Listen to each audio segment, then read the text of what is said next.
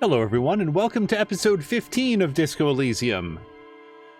I have no idea what I'm doing, to the point where as of episode 14 it was feeling a little bit concerning. As we jump in here, I'm going to go into the journal and hopefully show off some of the things that I think have brought us to an impasse and why I feel like at the moment I kind of need to wait for some time to go past. One thing that also occurred to me is that I really didn't walk around with my bag very much yesterday, so maybe want to have that up and ready. I don't think I need to talk to these folks. This guy down here I don't think ever says anything.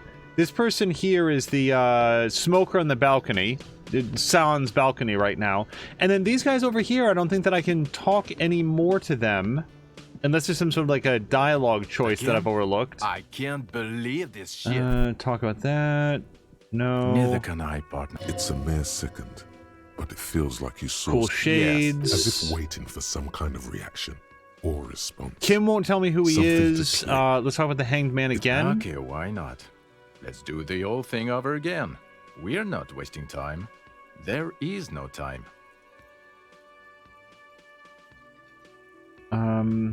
The person who we think shot him, we can't find her. Okay, no, this is a new dialogue choice. Okay, so Man with Sunglasses, who is very plainly one of our old or current colleagues from Precinct 41, is here wearing a very poor disguise. The person who we think shot the murder victim, who made it look like he was hanged that we're looking for, we can't find her. Sure, let's say that. Well, where have you looked for her?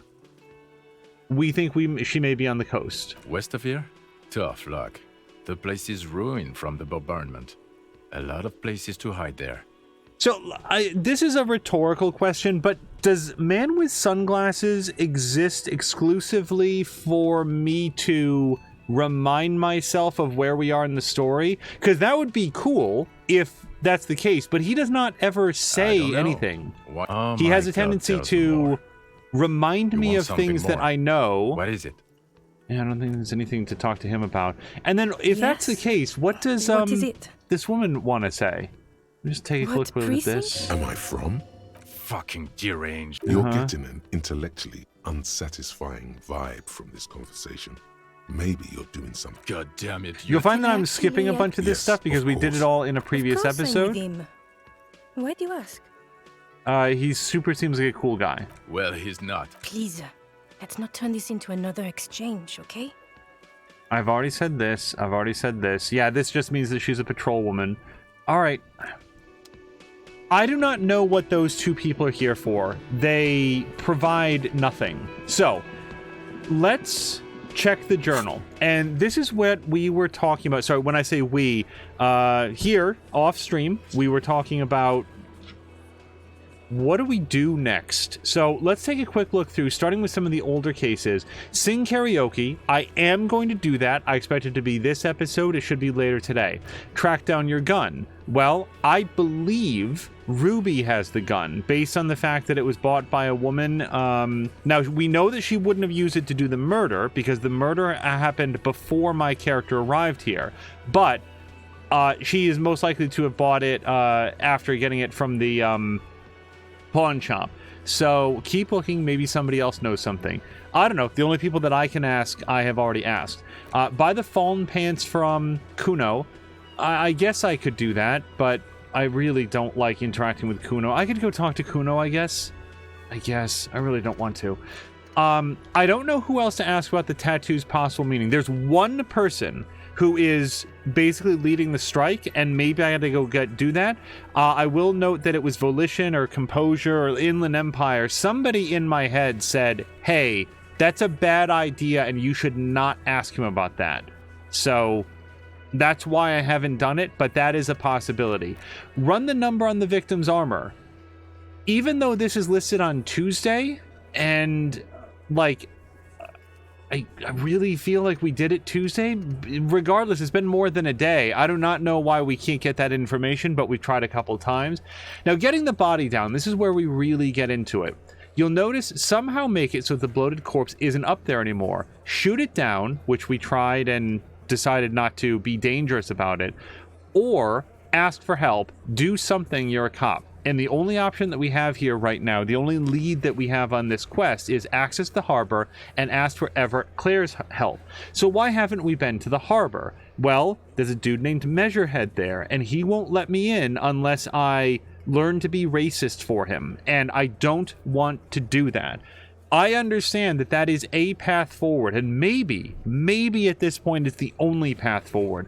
But by God, I'm going to do everything else that I possibly can, and then check a guide before I go ahead and put racist thoughts into my head just to make it past that guy. You know, I really want to find another way. So I'm going to continue to explore ways to get to Everett Claire without learning to be racist in the process.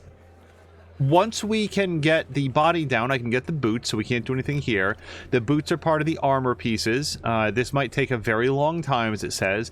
Now, question Klasia about the dead man. Return to Klasia after doing the autopsy. We can't do the autopsy if it's hanging in a tree. Believe me, I've tried. All the body parts come out. It's very embarrassing and extremely messy. So we cannot do this yet. Ask Klasia about Sunday night. I will also do this after Kim goes to bed. So again, we're sort of waiting until later. The horrific necktie is getting ready for the end game. For the love of God, do not remove it till the magic happens. Now, you'll notice here that the one quest here was buy the spirits from Rosemary, which we've done. Am I supposed to drink those spirits? They're not alcohol in the consumptive sense. They are alcohol in the preservative sense. At least that's my understanding of it. So I don't think I want to drink that. I really don't know what this means, and I'm actually, in fact, not wearing horrific necktie right now. Help the Ravers start a nightclub. You promised to help Suna with her project before the Ravers can come in. So let's talk about this at least briefly.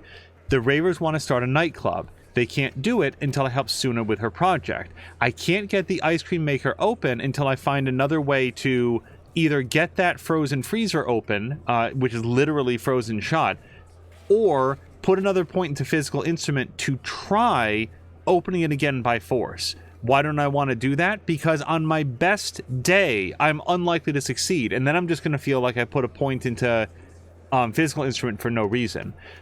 Get Estelle to talk to her about her associates. That happens after we set up the nightclub. Make Van Eyck's jam harder core. Well, there is a tape that's up in a tree, but I don't have sufficient interfacing capability to give that another shot. So that's another thing that once I level up, I might be able to give another shot. And then finally, sync the signs with Noid. He's another one of the Ravers. He won't talk to me until after we set up the nightclub crew. So that leaves us to the things that I thought that we could make some progress on, but boy, I really swung on and missed in episode 14. At 2200, I can go attend Stebbins' meeting. I assume I'm going to put Kim to bed before then. I'll probably just go myself. It doesn't seem like something that he'd want to be into, and I'm not sure that I want him there. Determine where the shot came from. And this is another point where it's like, thank God for somebody like Elf Planetor who was like, hey, you're going to come across this later. Even now, I want to go walk up and down because I've been on the boardwalk. I've been there, and I don't know why I can't check it for bullet traces. The island is something different, so that might be something that has to happen over time. And then finally, and maybe not least, return to the Feld mural and consult the wind if you don't know what to do. Other than that, keep searching the coast. Last episode, all I did was search the coast. I earnestly, in my heart of hearts, do not know what else I could be doing to search the coast. Oh, and so the other possibility is to read a book. So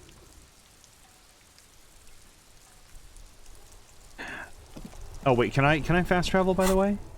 Nope. Fast travel is locked down. Feld mural. Actually, it is white checked. Yeah, I don't think I have enough physical instrument to challenge Measurehead. I don't know when those turned white. So I'll tell you what, let's try a couple things. The reason I went over this so thoroughly is that between me and you, the chat, and every single person who's played this game, I am concerned. And I'm not looking for clarity on this. I'm just saying that, like, I'm sharing my internal struggle. I'm concerned that I built my character in a way that renders it incapable of progressing the game. And hello to Azric. Azric, I hope you've had a really great Saturday so far. Kuno saw you wield that can. Sweet graffito action, pig. Kuno likes that delinquent shit. Oh, this is new. He saw me paint the wall. And you know what? Every time I try to talk to him, like, we're okay with each other, he's such a little turd. So, Pop is bad to the bone, Kuno. Rotten to the core. Kuno's part is. You're just shit at life. Now what's your case with Kuno? Azric says it's been a bit busier than I would have liked, but still got some stuff done. That's good news, Azric.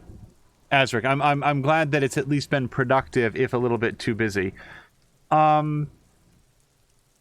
Sorry, I very much liked when Kuno said, no, Kuno's paw is bad to the bone. You're just shit at life. I like that.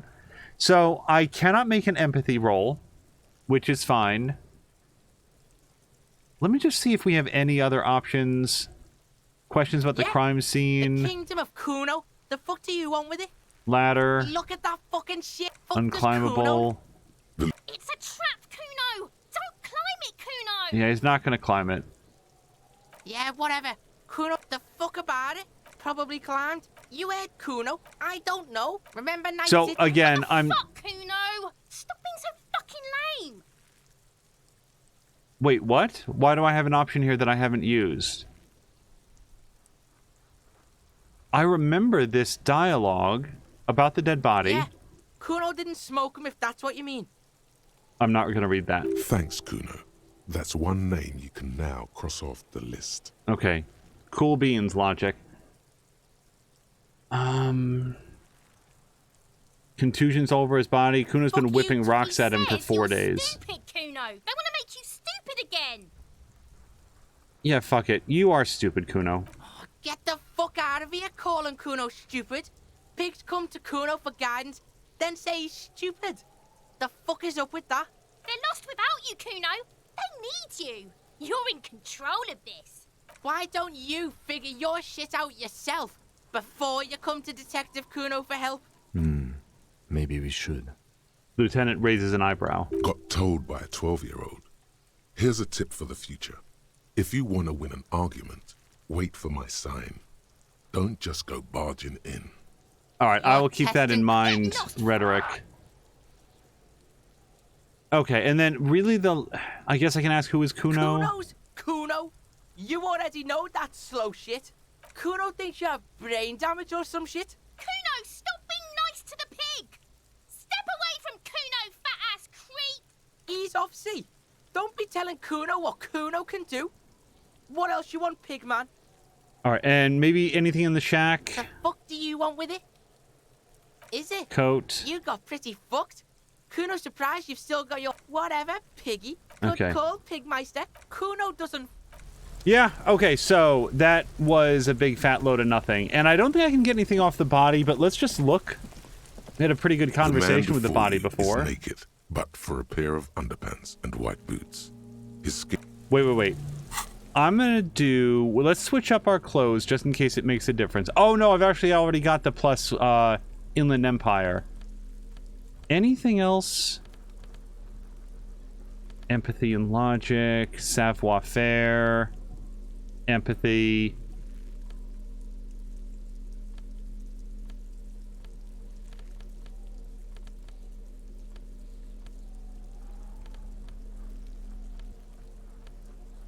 I don't think I've got anything that's going to make any measurable difference here. All right, well, let's give it a shot. The man before you is naked, but for a pair of... As you narrow your eyes, this is a trick. You've done it with only the lower extremities are pink, with the cadaver slowly twists on the... Of course.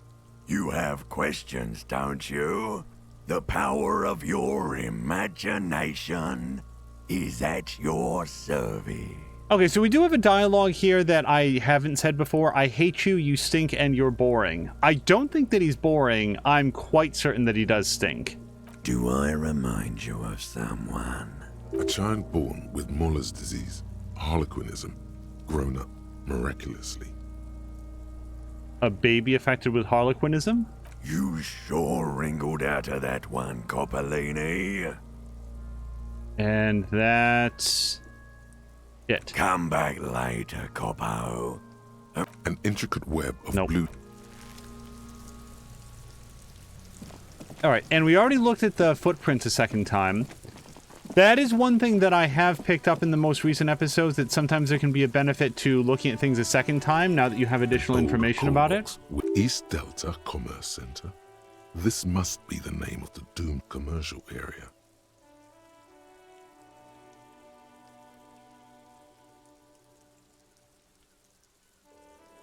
Nothing happens after you ring the doorbell.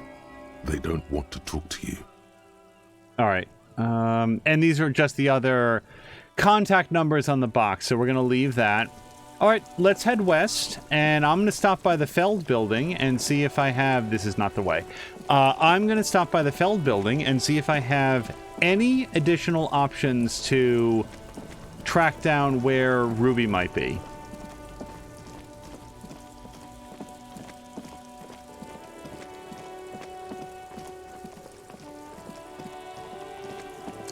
One of the things that is the most troubling to me is that in all of this time, I haven't been able to progress with getting the body down out of the tree. I personally feel like that's something that should have been done on the very first day. We should have been able to do an autopsy. There's probably a ton of information that we can collect from there. And instead, 4 days later, it's still hanging up there. I do not know how common that is, but it's certainly not the way that I would want to run a police investigation.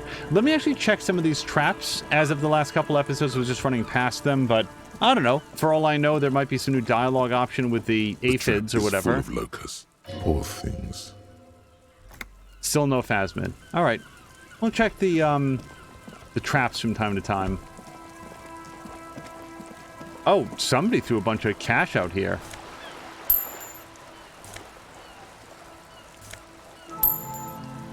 Okay, that was unexpected. We'll save that real quick.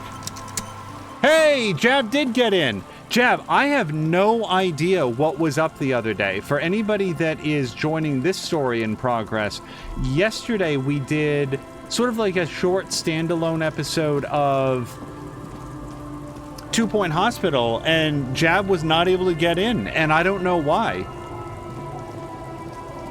It was just spinning and spinning and spinning, and I've, on very rare occasions, had that same experience here on Twitch, where just there's this one stream that spins and spins and never loads, but I have no idea why it was happening yesterday. We had other people that were coming in okay. I'm not sure. But I'm glad that it's fixed now. Unfortunately, Jab, as you can see, we're still in the midst of Disco Elysium, and my memory is that that's why I was so disappointed we couldn't get you in for 2 points. I think you would have liked that one a lot. Disco Elysium is Disco Elysium with all of the characters who are racist and weird philosophical talking, and kids who falsely accuse you of severe misconduct. All that stuff is still in it. So let's stop over here and take a quick look at the Feld electrical sign. But no matter what, Jab, I really hope that you're having a great Saturday. I can say that we do mix in other stuff, and if you're around tomorrow, I would expect that we're also going to be doing episode 3 of Uncharted 4. So that'll be fun. So Jab also doesn't know why he couldn't get in. I got into several other streams, but I could not get in with Mac, PC, or Android. Yeah, that's... Like I said, I wanted to type in chat for you to let you know that, like, yeah, we could see you typing, but I don't think that you could hear anything that I was saying, and it's very frustrating. Because here's the thing, Jab. If you were having difficulty getting in yesterday, who knows how many people might be having trouble getting in today? And we haven't changed anything. Like, not a thing since that stream.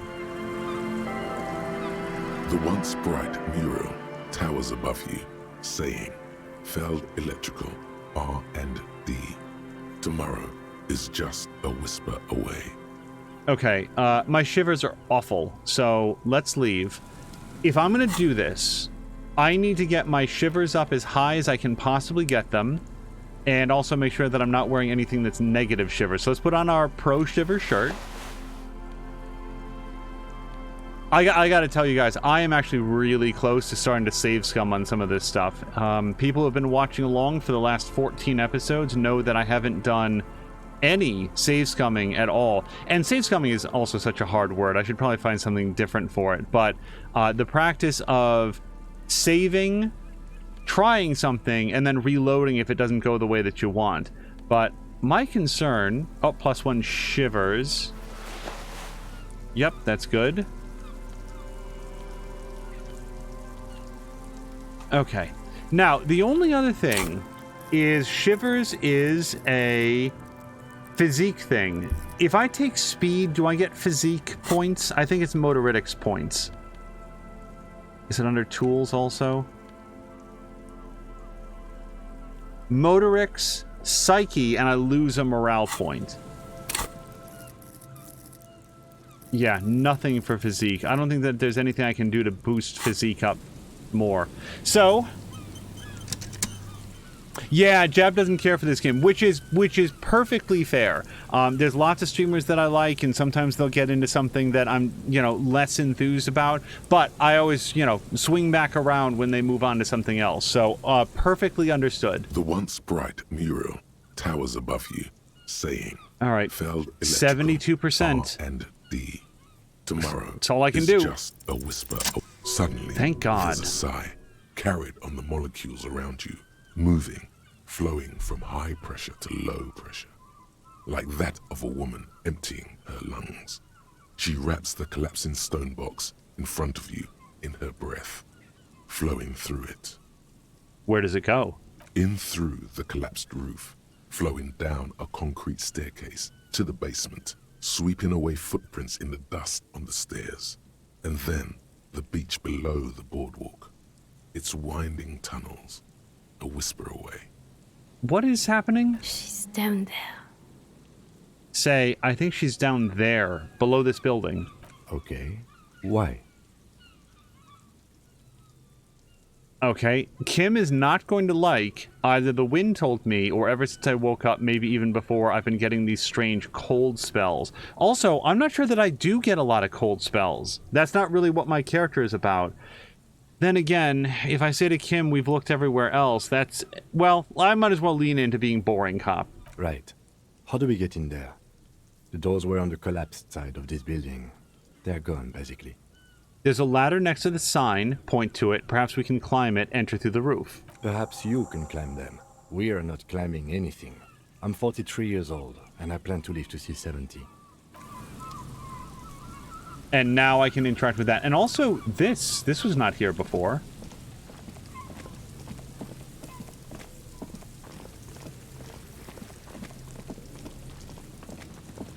An old pipe peeks out from beneath the rotten boards of the boardwalk. Could this be an alternative path into the fell building? A building like this must have multiple doors serving various functions. Perhaps a basement access. Let's take a look. Your eyes slowly begin to adjust to the darkness inside the drainage pipe. The lieutenant looks over your shoulder. What's in there? The pipe is sleek with rain. Yeah, and what else? As your eyes adjust, you see some trash. Crumpled up newspapers, cigarette butts. Someone has half-heartedly spray-painted skulls on the right side. And nothing. Broken glass from bottles thrown against the walls of the pipe. A syringe. Kim, do you think we can get into the Feld building through this pipe? Given that this isn't a martial arts thriller, it's highly unlikely, and not without risk to our health either. However, the pipe suggests there may be an entrance to the basement around. The lieutenant pushes aside the reeds and looks around. He means the pipe must be coming from somewhere in the building. The lieutenant's face lights up. He doesn't usually notice these little things. And it's right here. A maintenance door. Okay. God damn it. Okay, so we might as well not try to pull that right now, because that's not going to happen. Leave. So, let's put on all my physical instrument stuff. So we've got a nice shirt here, and I don't even think that's my best shirt for this.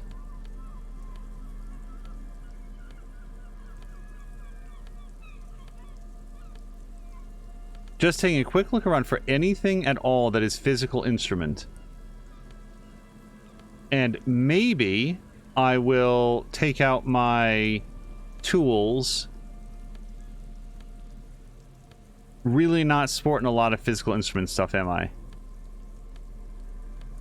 At all. Okay, so we got the 1 point. And in terms of tools, let's put the bag away. And I'm going to take out both that. You know, this is my pry-in business, so... See if this makes any difference at all. Behind the pipe. Literally the none. Door, rusted shut and half sunken in sand. I don't even know what the point would be. Also, how am I still at 1 point? Did I screw up here somewhere? Oh, scented scarf is giving me -2 physical instrument. Yeah, that's super bad. Let's get rid of that.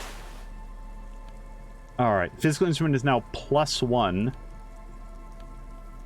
me just make sure that I'm not losing points to anything else, right?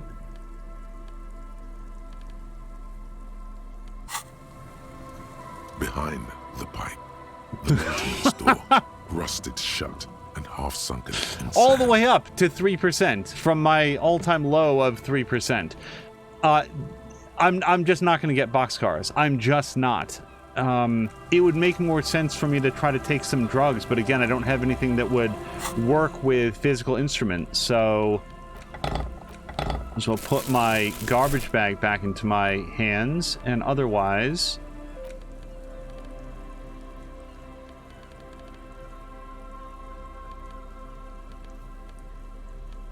Yeah, let's put on my mesh top again.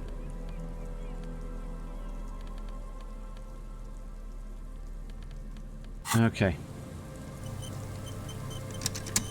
Now, if climbing this ladder has some sort of a physical instrument check, then I might have to immediately get changed again.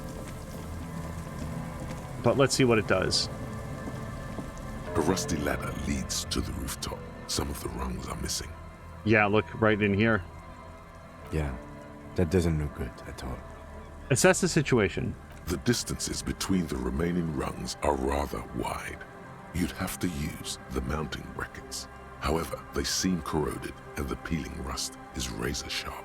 In addition, the first rung is going to be tough to reach. It's what, 3 meters above the ground? And you're 180? 190. I'm a giant. Okay, but still, the roof is collapsing and the wind gets pretty brutal up there. Dismounting from the ladder is going to be hard. Perhaps if you were to not climb the ladder. Instead, what if you were to reconceptualize climbing the ladder?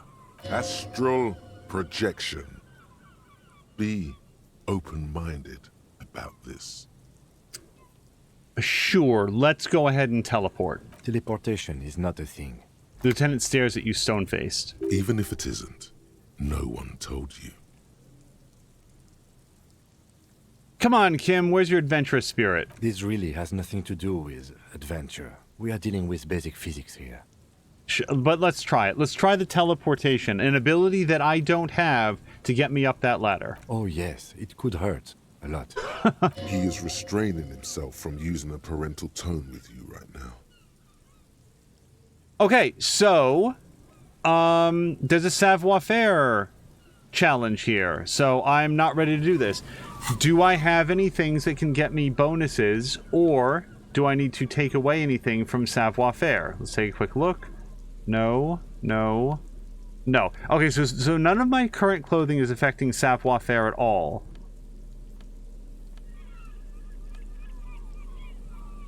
I really feel like hand-to-eye coordination would help. So I definitely don't want the pants. That's negative savoir-faire.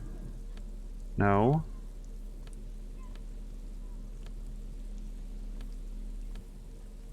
Oh, glasses. Gives me an extra point. Take that. No, no, I really don't understand how that plaid code is logical.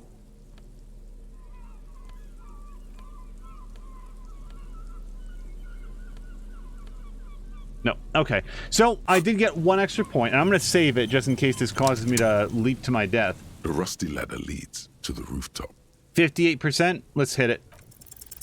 On second thought, maybe teleportation isn't a thing. How come? Because you're just standing there squeezing your buttocks, and nothing is happening.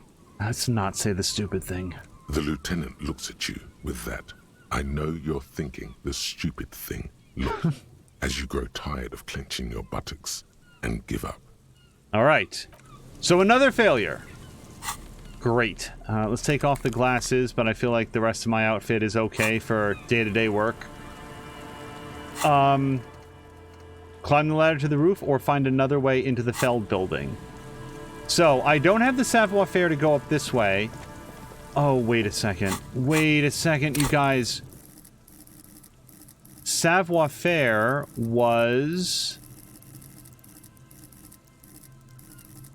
Motorix. I could have taken some speed to get an extra boost from it. No, it's too late now. I just don't live that kind of life where doing hard narcotics is something that often occurs to me.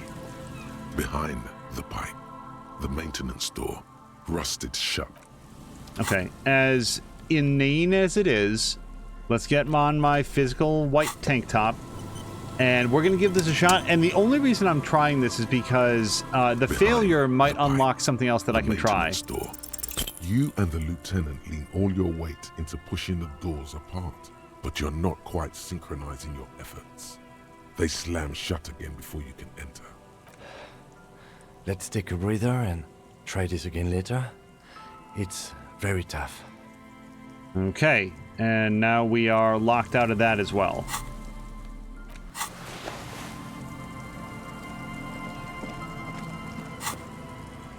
So, climb the ladder for the roof or find another way into the Feld building. We tried the pipe, we tried the ladder. Let's check this trap, but that pretty much exhausts all the options that I have. Poor things. Yep, no phasmid. Very disappointing. Oh, I can't go further up this way. I thought maybe I could circle the building around. Maybe find some other way to get in that hasn't been covered yet.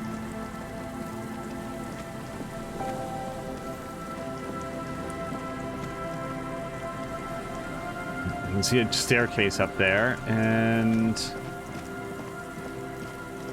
oh, we'll go around and back just in case there's anything else that is opened up as a potential route to get up onto the roof. And I see absolutely nothing. And then here's this. And I can't pick up the tear in the waste paper basket.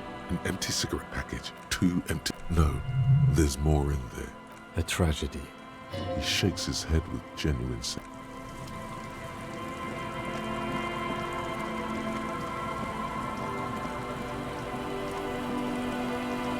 Now, this area here feels extremely much to me like the boardwalk, that where we're supposed to look for any kind of bullet residue, but I'm just not finding anything along those lines. Let me check this telephone just in case. Last time I got into a lot of trouble using it. The handset.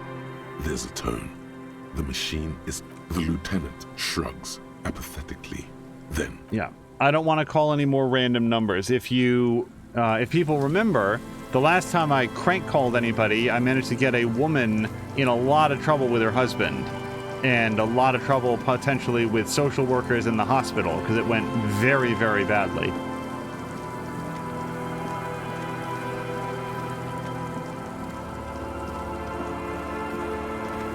An old door, worn by elements, guards the depot.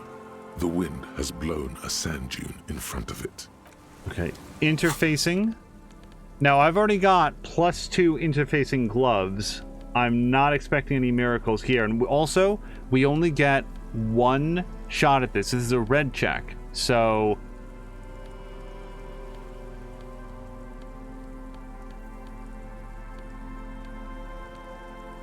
I don't think there's any extra...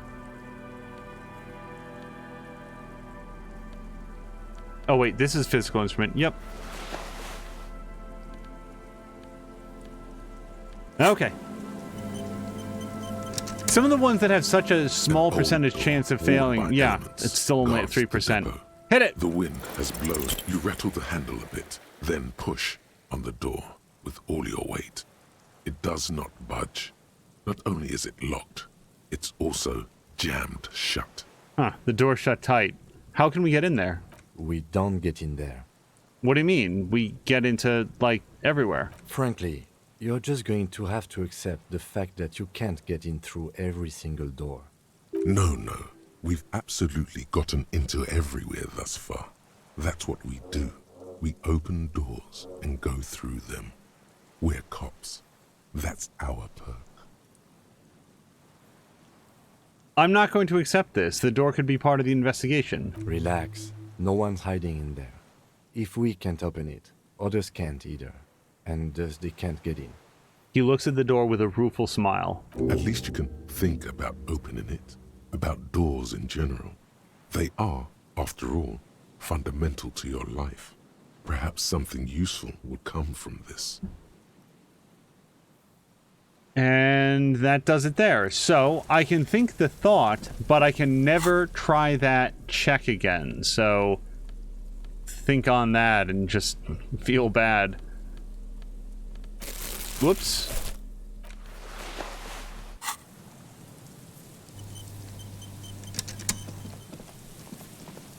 Now we're coming up on, what is it, 1600, which is about 4 p.m. I don't strictly know when evening falls in the world of dead and dying locusts Disco Elysium. And the slow swaying of surrounding reeds. Poor things.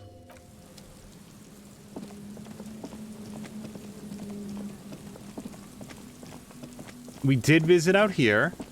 This was the peninsula area, and I cannot like wade across this, right? This isn't a Legend of Zelda Link to the Past situation where certain water you can wade through. Nope. That Zelda game also didn't like hold it particularly tight to the vest on the fact that you could wade in certain water, sort of slosh around. I feel like the sound design in Link to the Past is somewhat overlooked among all its other great qualities.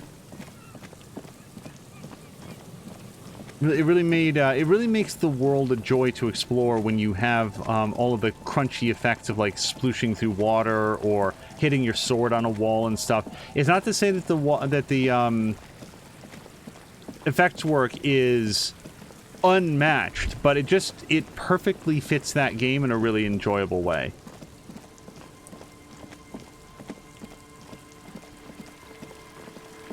And that feels a lot like that. Come all the way back to the Feldman thing. And nothing's changed, right? I don't get another... Oh, actually, I can't even look at the sign anymore. The rusty ladder leads to the rooftop.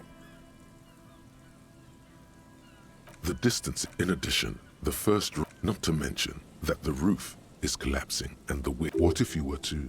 Astral projection. Be open-minded. No. So, another roadblock, and this is what I started off the stream saying. I feel like at this point I have multiple things in my quest journal that are dependent on other things that I cannot currently do. And since I don't have any experience points... The trap is filled with dead and dying locusts. Poor thing. Okay.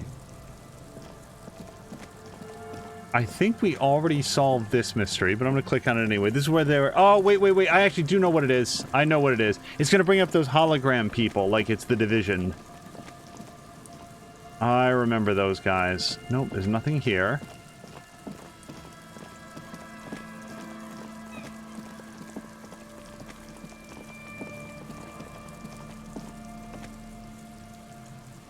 Nothing here at all. And I can't fast travel. So, I can go take another swing at Measurehead. Map hall is loaded off. Warded door is... The barbell requires legendary physical instrument. Hello to Diesel Jones! Diesel, I hope you're having a great weekend. I feel like by simple necessity, it's going to have to be better than my guy's day here in the world of Disco Elysium. But yeah, I hope things are going well for you. We're very concerned. Well, I don't know about concerned. We feel very bad about Tashir Games. And before I leave that hanging unexplained, the topic is that he's had a rather significant flood in his basement. 2 full feet of water that as of... oh gosh, was it Caraluna's stream? Or was it... No, it was Moo's stream. It was inside Moo's stream. Tashir had stopped by to say, well, it's drained now. He's waiting for it to get dried out before he attempts to go back in there. Start to really get it done up correctly. So best wishes to him. If he stops in at some point, I will take the opportunity to express those same sentiments to him, because if you have an unfinished basement and it fills up with water, that is a really big deal. Sometimes whatever you were storing down there might be damaged if there was anything, but even if there's nothing, that water can get into the walls. It can cause some long-term damage. It can yield to, mold issues down the line. It's a big deal. Tashir did not have an unfinished basement. His whole studio is in his basement, and I hope the recovery of his workspace, not just his play space where he does like his streams as well, but his actual workspace, I hope that goes very well and quickly.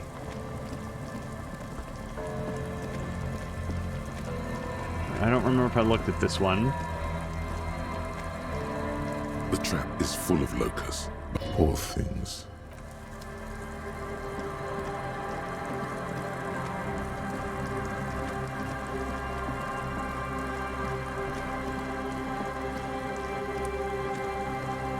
Did I go back here? Can I go back here?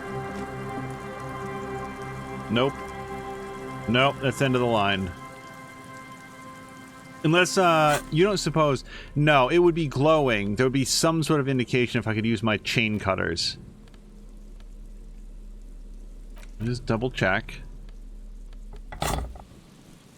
Right. Nope. Kim flashes, nothing else does. And I don't think that I want to use the chain cutters on Kim. Just put those away.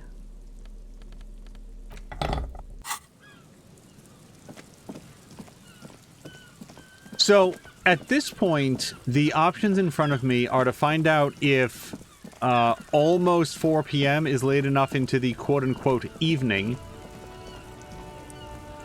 that I can sing karaoke with a full crowd. The speakers below. You should go over and ask him about paying for those sneakers with your net worth.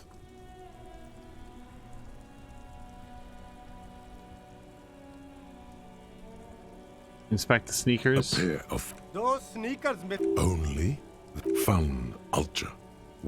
Yeah, no, I do not want to spend... I don't have 50 real to spend on him, and I would not want to spend that regardless. That is an absurd price for a set of shoes that... Yeah, I mean, they're pretty good, but I'm not sure that I want to lose that point of encyclopedia in my day-to-day walking around life. My character can't do very much, so it's helpful for him to be able to know things. Alright, let's ask around. It's been a while since we talked to some of these folks. Oh, look. Nope. Don't smoke. Some of the other drivers do, though. Yup. Nothing wrong with that. You could also check the kiosk down the street. Frit.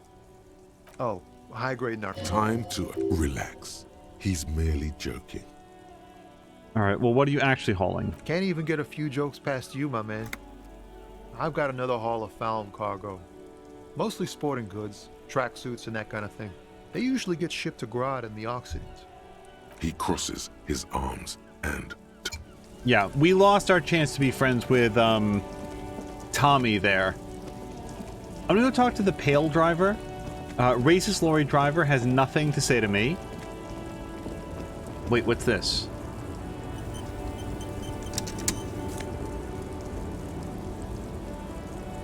What?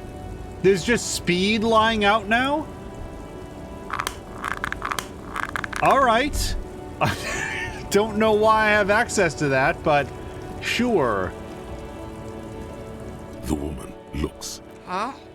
What is it? Diamonds? Of course not. Whatever stupid things they put in the lore, I quit concerning myself with that a long time ago. Besides, I don't... Oh. Yeah, it's definitely something. Then it's contra... Bad All right. hand. Hermenegildo. All right, there's nothing there. Now, I had promised Kim... No, actually, you know what? Again, I'm going to save it, because I'm going to talk to this guy, and maybe I'm going to show him my... show him the photograph of the thing. We know that this guy's one of the mercenaries.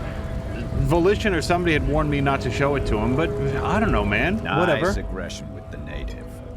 Don't let the chief fool you next time. You don't need to be that up in his face.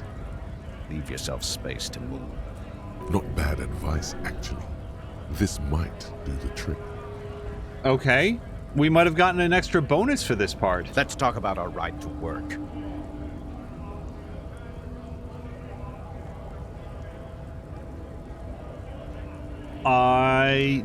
Were we looking for a champion? I don't know. Hey, Scab Leader, do you want to go punch out Measurehead for me? No. I'm not a fighter. I'm a worker. Right, but you're a mercenary who was hired by Wild Pines, weren't you? Hell no. I'm just an honest scab. I won't have talk like that around here. You understand? It just has to be said. That was not a convincing line. Hell no, I'm just an honest scab? That didn't sound too convincing.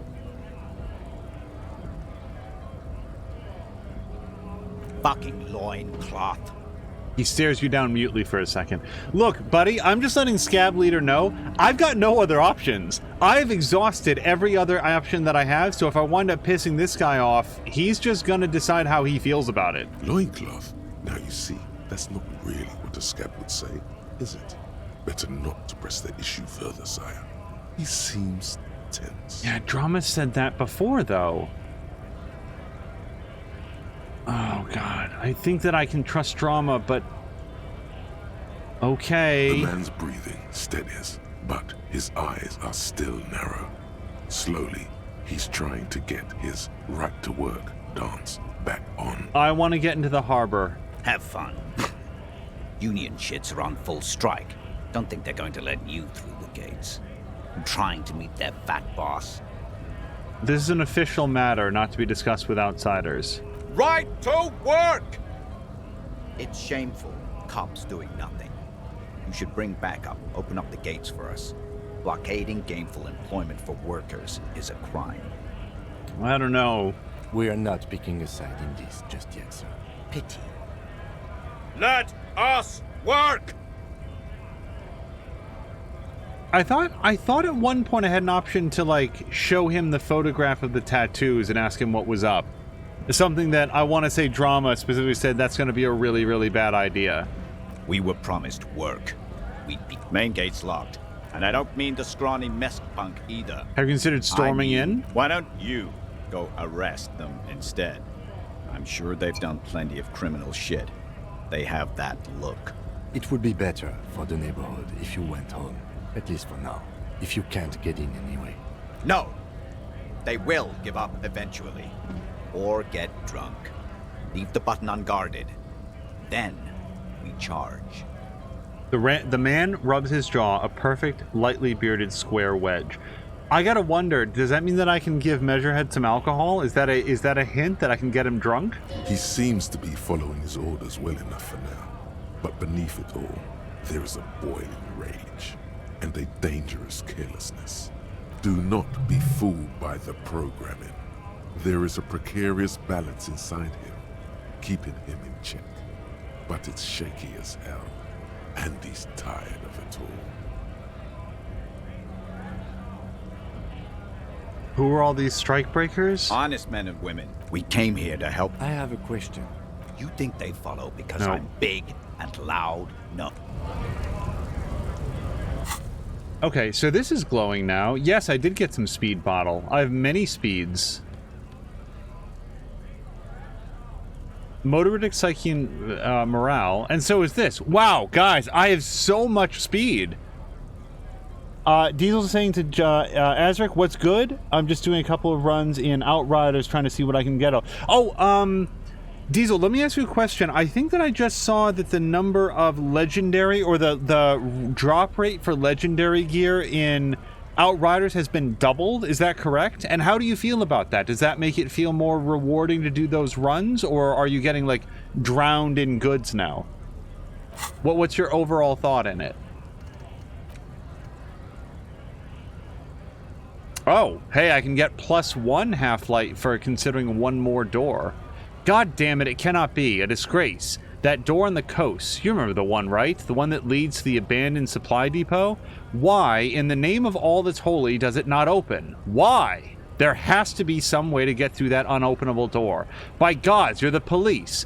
All doors are supposed to open before you. What will the others at the precinct think? If you can't open a goddamn door, there must be a way. Whoever, like, whatever part of my psyche wrote that, they have all of the reasons in the world to disregard my opinions, so...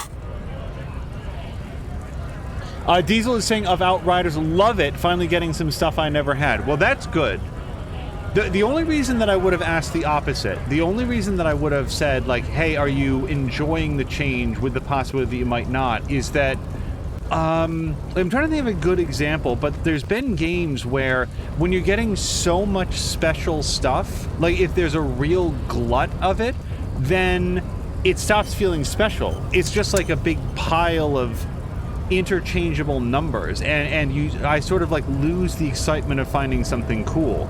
But in a well-designed game where there's a steady sense of progression towards the things that I want, but it's not coming at such a clip that I don't get to enjoy the things that I have. Diablo 3 is an example of a game that got patched into that situation, and I liked it a lot. So even though we promised Kim that I was going to stop trying to punch Measurehead, I am going to put on my t-shirt, and honestly I don't know if I have any other physical instrument stuff.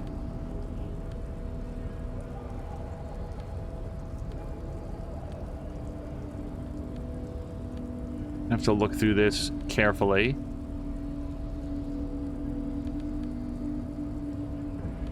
Yeah, you know what? Let's put on this pain threshold coat, because I don't think this is going to go my way. Pain threshold, yeah, let's put that on too.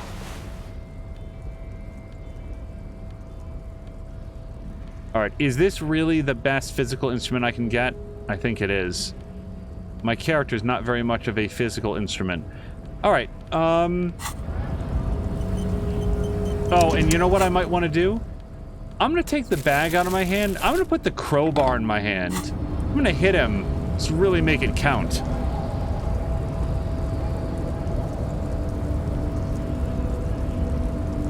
So, Diesel Jones is getting a whole bunch of cool stuff, but doesn't have the stuff that he really wants. Nothing useful, he says. But filling up my mods, so that's good. And Azaric is volunteering to go for a run, if you're available, Diesel. Alright, let's try this again. Your race descent has only worsened since I last saw you. You have really let yourself go. Hit him! Oh, shit.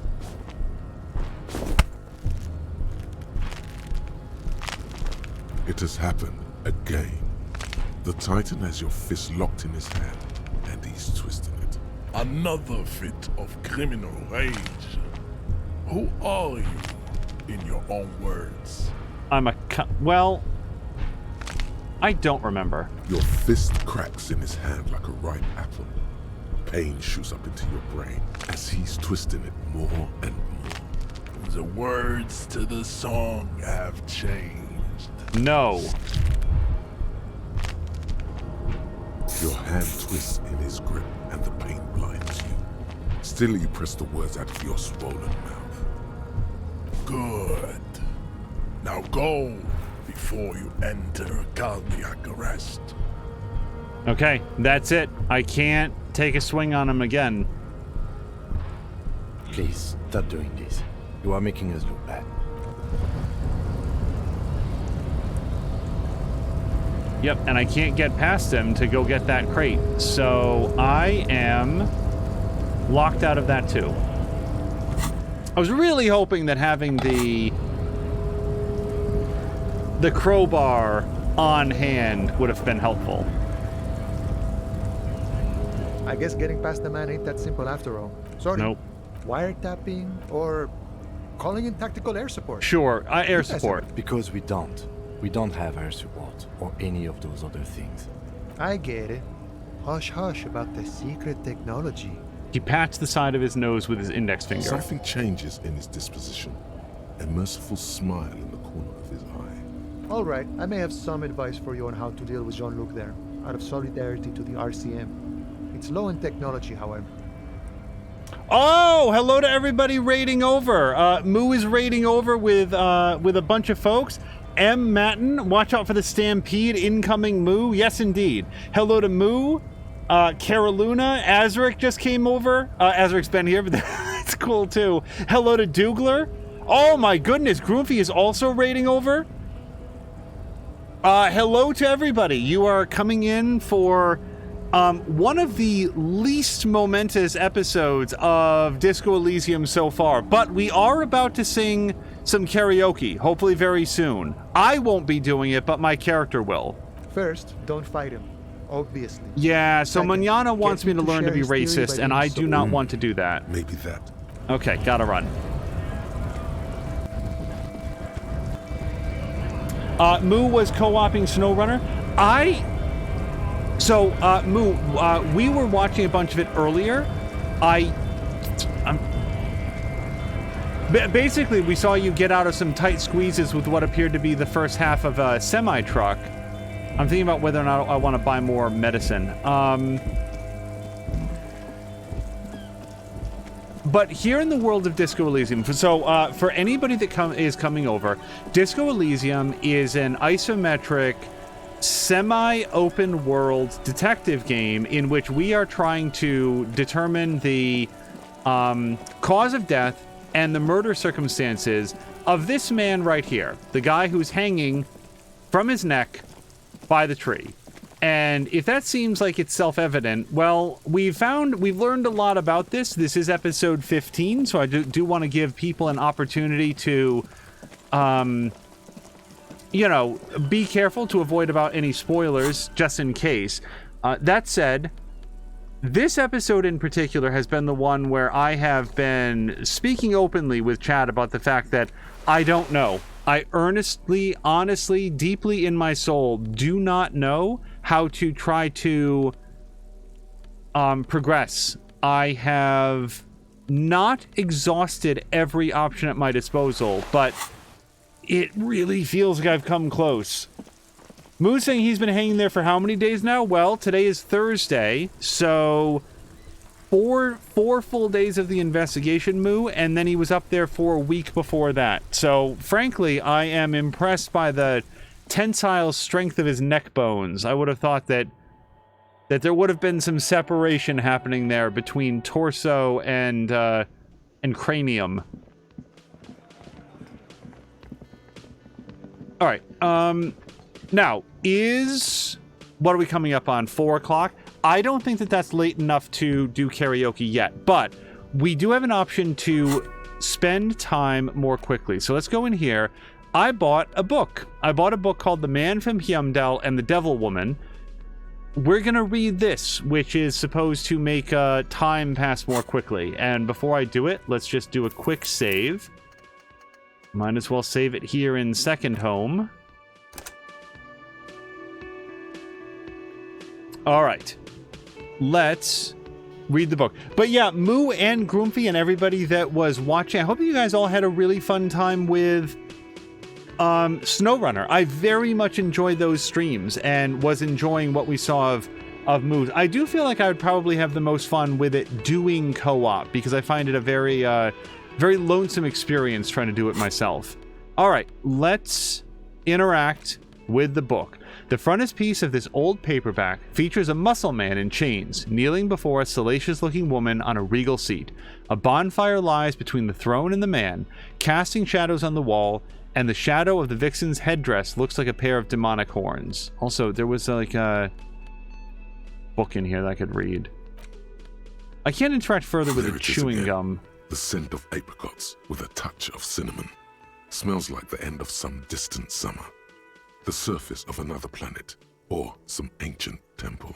So this will be extremely confusing for people coming in right now. I found an apricot bubblegum wrapper. There's no gum in it, just the wrapper.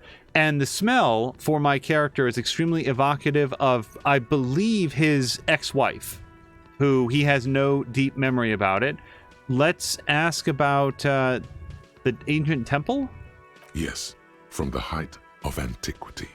A long, long time ago. Millennia ago. On an island of time you can never return to. Yes, the end of summer. The sun sets into the sea, but the water does not boil. Instead, it turns to liquid gold. For a moment, the world's store of precious metals seems to increase dramatically, and you are rich.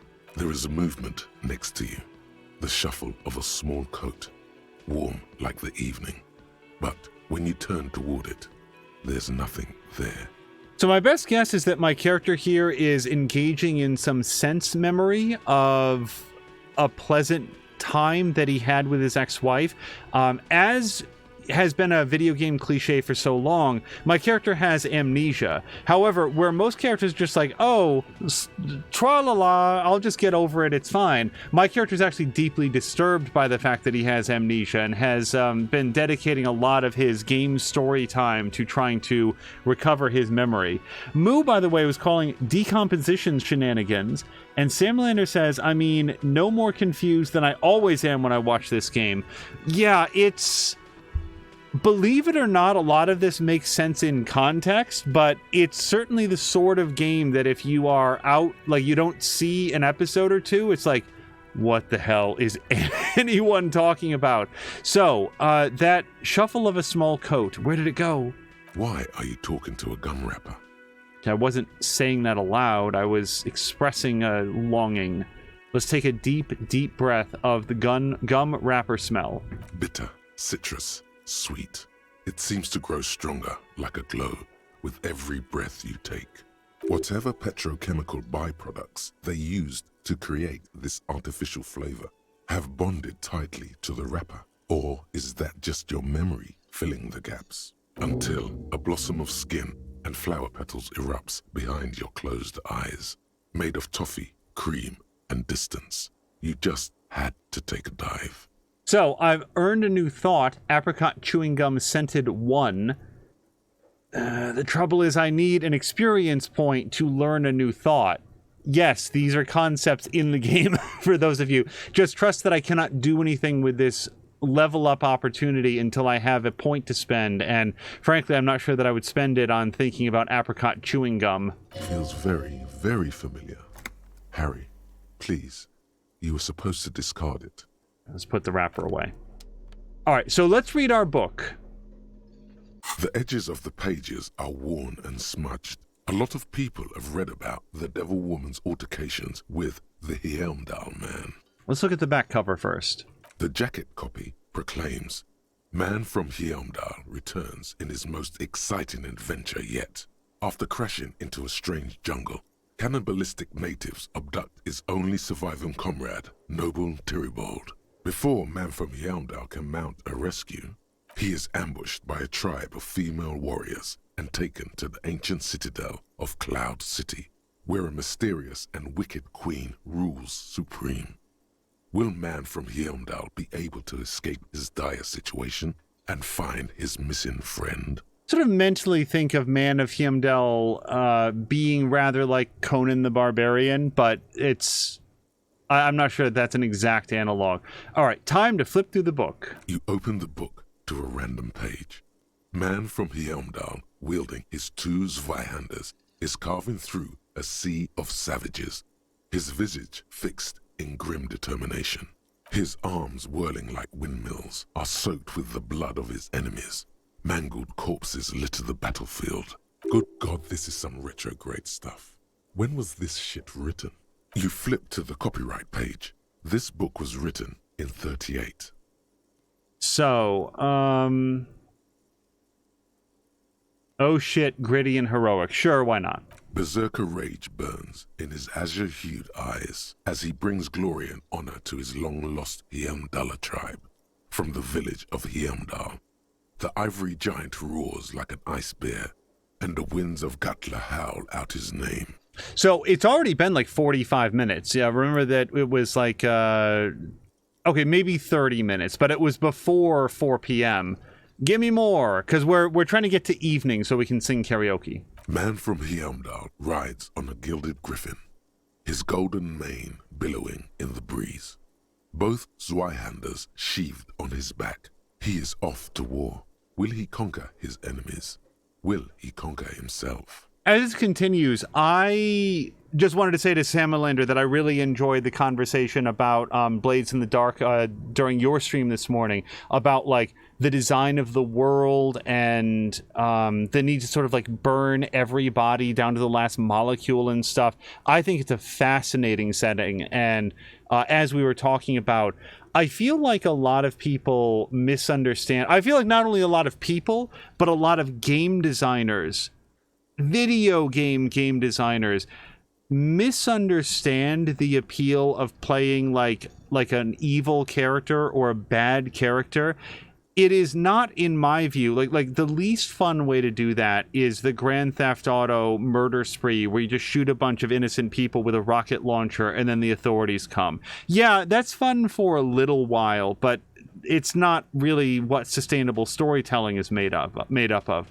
Also, I feel that like Dungeon Keeper and Dungeons 3 and War for the Overworld broadly miss the point by just sort of like having you like smack your subjects around, and it's just all so petty. I think that a way more interesting thing to do about it, what way to go about it, is I want to be in charge. I want to be the guy that's calling the shots, and whether or not the kingdom or the municipality that you're in is inherently corrupt, to instead start seeking for ways to pressure the levers of power to begin to respond to your commands instead of the existing power structure. And if that means doing some underhanded subterfuge, a targeted assassination that's part of an actual mission structure, some diplomatic backstabbing to get different factions played against each other, that could be really interesting. And I feel like that's where something like Blades in the Dark could really shine. But it's just sort of a continuation on what we were talking about earlier. Oh, and Moo is stepping away. Be back in a bit. Call with the kiddos at camp. Moo, you're probably already away, but I hope that the call goes well. I hope the kids are having a great time. Okay, onward. The steel muscles of man from Heimdall gleam in the humid jungle air. Yet the man does not sweat. In meditation, his soul drifts in the frigid northlands he calls home. I'm so into this. A passage reads, "The man from Heimdall looks up, his eyes blue as the mountain lakes of his homeland. He rarely speaks, but now his voice booms in the darkened throne room. Do not try to sap my masculine essence, wicked temptress. Son of Heimdall will never succumb to your seductive wiles. Thine spells are no match for purity and strength of will. Brothers of Heimdall, stand above the vices of flesh, for it is weak and corruptible, yet mine is forged in gore and strife." Queen Lydiana just laughs, a sultry and salacious sound, then says, "I have grand plans for you, man from Heimdall." She gestures her diabolical hand toward an array of potions and unguents. "First, you shall please me. Then lead my armies against the vicious cannibals. Not a muscle moves in the face of the man from Heimdall. Yet inside, there is turmoil. This goes against all he holds sacrosanct." This is the first time in my entire life that I have heard or seen the word unguents. Unguents? I didn't even hear how he pronounced it. So it's coming up on 5 p.m. I don't know if that's evening yet, but I'm going to go, wow, this is epic. In the final pages, man from Heimdall mounts Galavarin, his mighty griffin, and turns his gaze to the horizon. Queen Lydiana is dead, but an army of cannibals is storming the gates, and still there's no word of trusty Tyribald. To find out what happens next, you'll have to pick up Man from Heimdall and the Three-Eyed Skull, available in fine bookstores everywhere.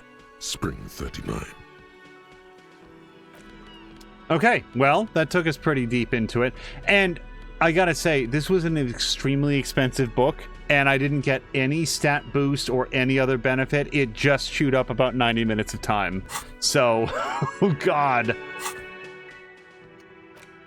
Nope, can't do that because I don't have a point for it. And the journal says...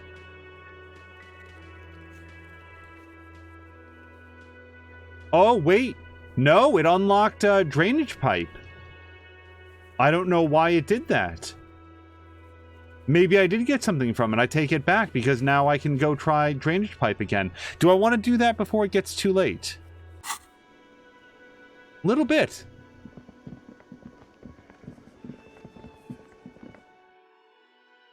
All right, when we step outside, I'm going to see if I can do a fast travel.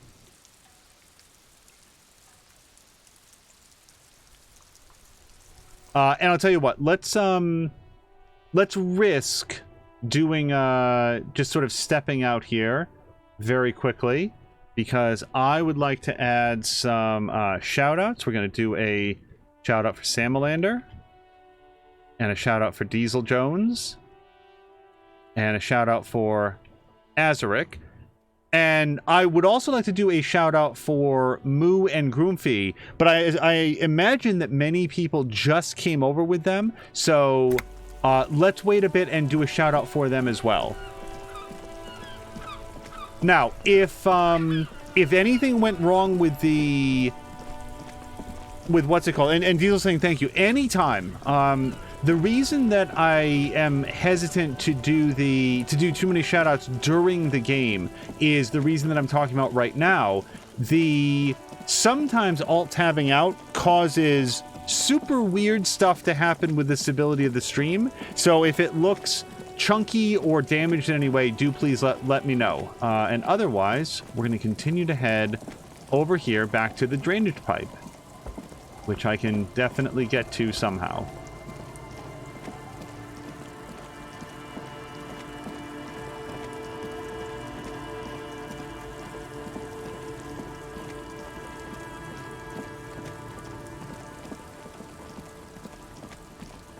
As many times as I've run through this area, I still have a hard time remembering where things are relative to other things here in the world of... Yeah, so the Feld building is actually over here, I think.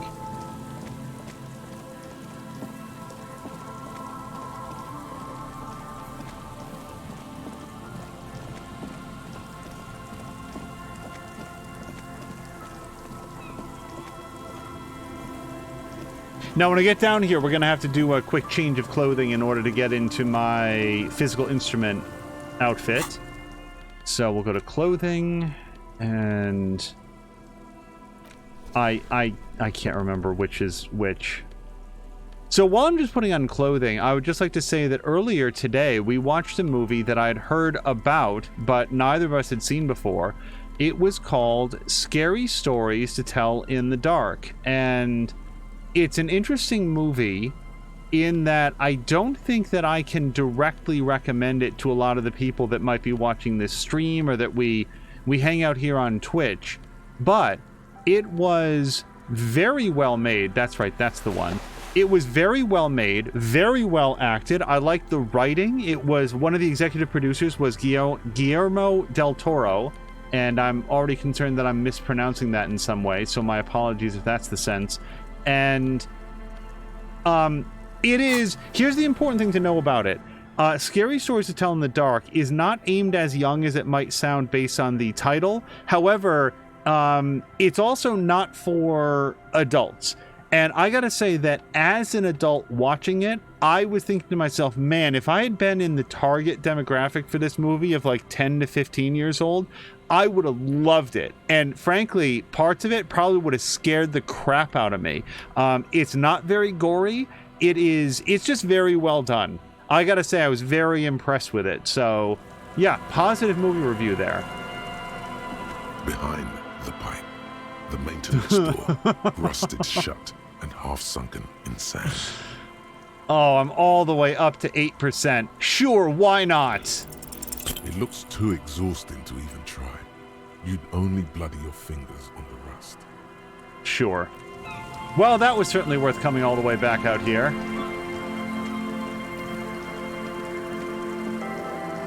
I think one of the things that messes me up in the Western Reaches here is that there are few straight lines from one place to another. There's a lot of diagonals and sort of like working your way around different objects. But yeah, we wanted to read Man from Heimdall, not because I was actually gripped by the narrative, but because we wanted the hands on the clock to roll forward for us. And now that they have, it's coming up on, was it at 6 p.m. now?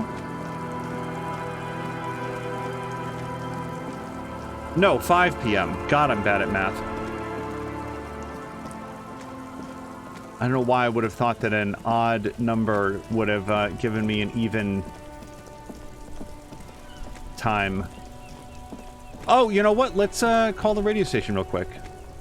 Call Inside, you see a set of steering levers, a radio dispatcher, a pull-out police dispatcher. This is precinct 57. How may I? Still no word, I'm afraid, sir. Okay. I know it must be 57th. Oh. In the cabin, you see.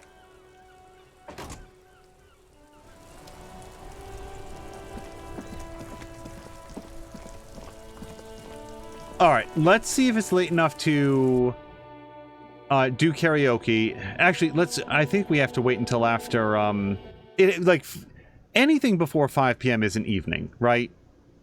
I think we can all agree on that. So what we'll do, actually, I've got a case ledger that I can read as well.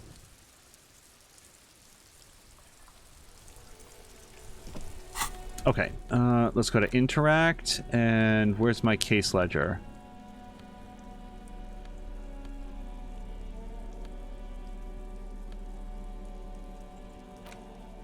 An intricate web of blue lines. Yeah, I'm pretty sure that we already kind of has. Yeah, we already read that one. I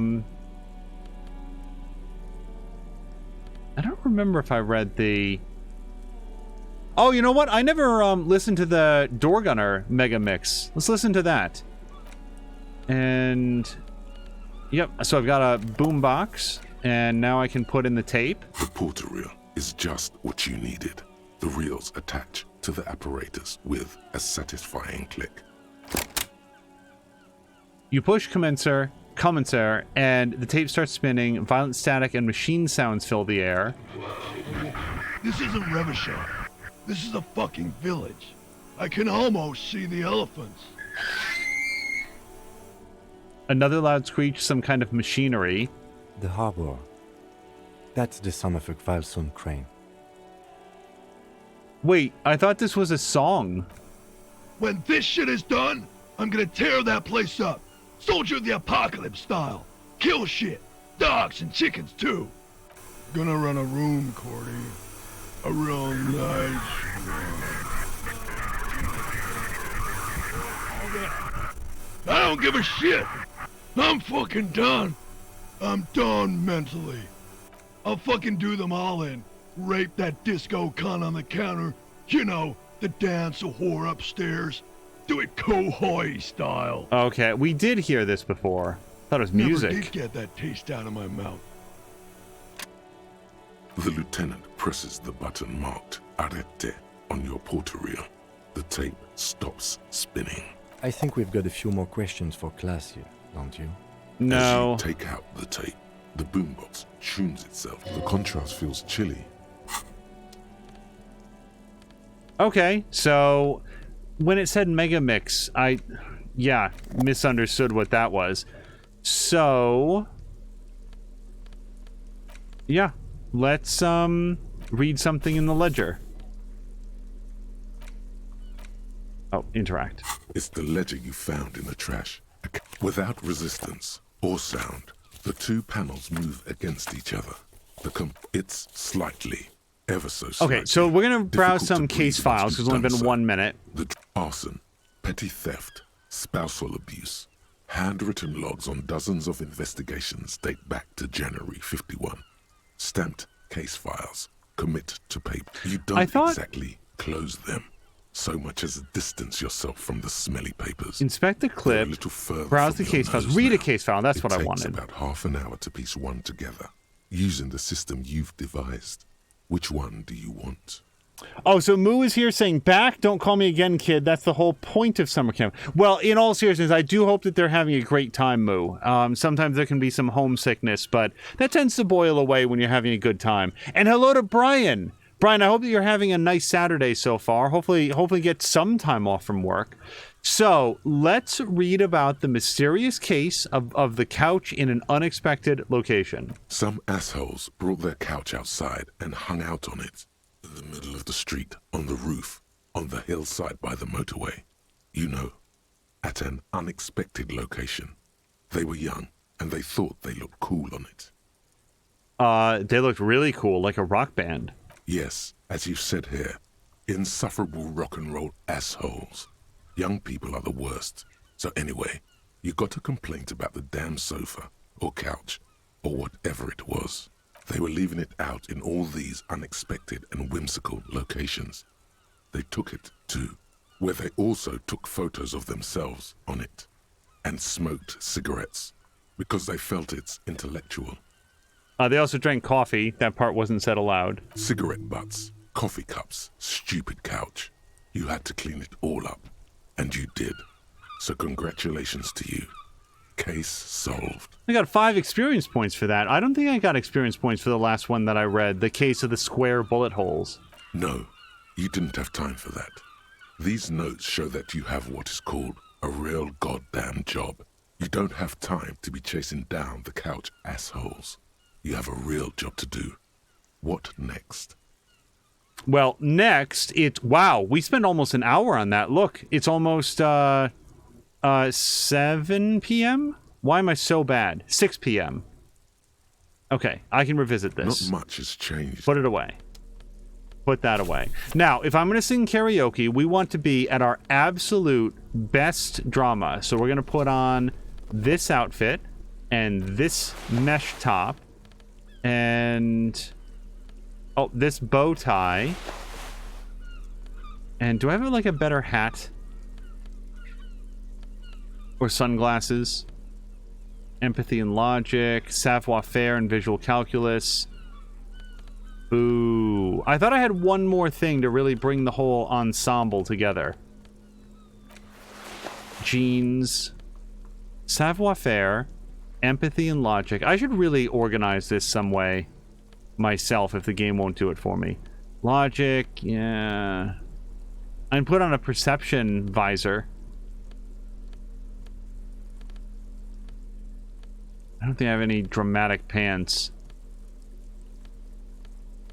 Okay, let's go see if we can sing karaoke.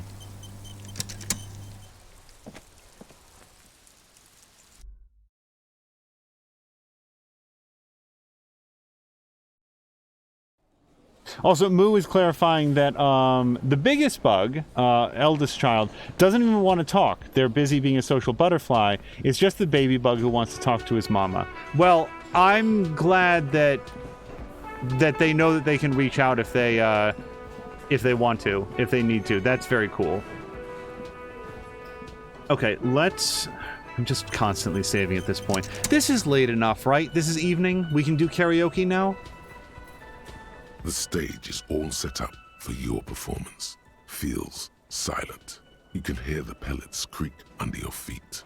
You feel a little dizzy, a little unsteady suddenly. So, are you ready for your thing now? Let me know when I should turn on the karaoke carousel. Okay, let's look around the room. I want to make sure it's evening. There are some people out there, but Fudge. mostly a post-meridian slumber has fallen on the It's not late enough. That's okay. Guys, we're still going to do it. I'm just going to step outside. I'm going to read a case.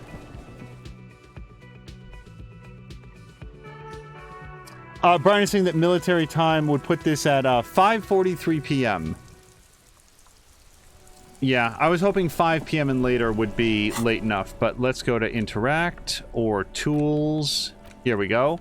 And do it. It's the ledger you found in the track. It takes about half an hour to piece one together. How about the murder at the hookah parlor? Murder. Tum tum tum. at the hookah parlor was a case originally assigned to an officer called Joseph Mills, who is now dead, of circumstances completely unconnected to murder at the hookah parlor. How did he die? Beaten to death by a throng of Villalobos gang members when him and his partner J.M., only initials mentioned, answered a call one night. It's a sad story, and it isn't really represented in your case files. Stop stalling and get to the murder at the hookah parlor. All right. Joseph Mills was on this case that he just couldn't solve. Was doing it solo. Said it was a real nutcracker, a real brain twister. Was on it for, like, a month. The captain got impatient. Shit or get off the pot, Mills. Mills didn't get off the pot. Not yet.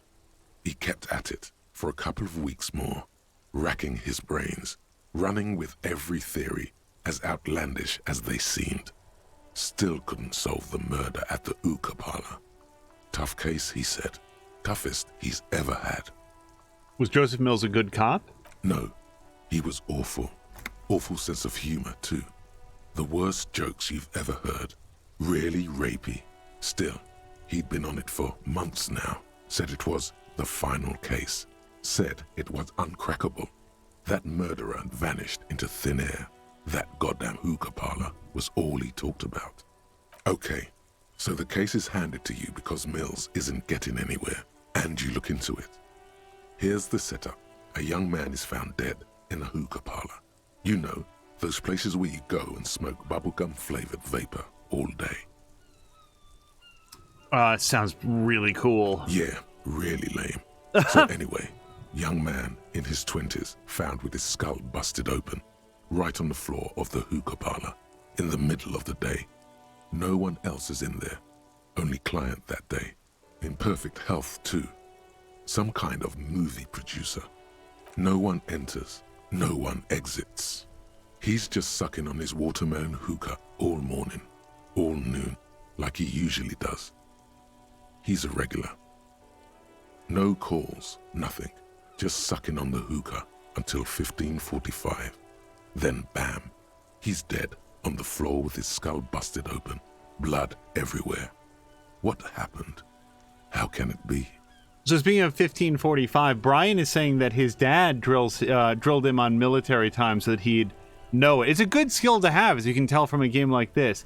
And Moo is saying that all of their clocks, she and Groomfie's, are on 24-hour time, since that's what Groomfie was used to in Europe. And Moo was used to it from working in pharmacies. Hospitals use military 24-hour time to avoid errors.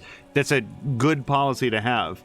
It's one of those useful things to know, like counting back change. Yeah, I remember having to learn how to count back change. The first time I was manning a register, there was a real, terror that I wasn't going to be able to do it quickly for people. But, figured it out. You'd be amazed at what you can learn when there's a line of irate customers. Mills has no idea. Invisible assassin. Movie deal gone sour. Girl at the counter did it. Nothing fits. Eerie. Man just dropped dead. So you go to the parlor. You see cushions around the table. Table's low, heavy, really sharp edge. He sucked hookah, stood up, passed out, hit his head on a table, and died? See? You can't even read the thing without solving it. Yeah, it was that. Turns out hookah does do something. It turns off your brain's oxygen supply, and you don't notice it until you get up to go to the bathroom. What was he doing there for 6 hours? Smoking hookah. Didn't you hear? I don't know. Trying to come up with a movie script, maybe. Anyway, that was murder at the hookah parlor. Joseph Mills wasn't a good detective, and about 30 minutes has passed piecing it together. Next. Okay, it's 6:30. This has got to be evening, right? To me, evening starts at 5 p.m. or what are we saying right now? 1700 hours. Let's revisit this later. Put it away. Go like this. I'm gonna save it. I want to sing karaoke. It's gonna be a liberating experience for all of us, and no one will be in the slightest bit disappointed by how well it goes. I'm gonna roll super well.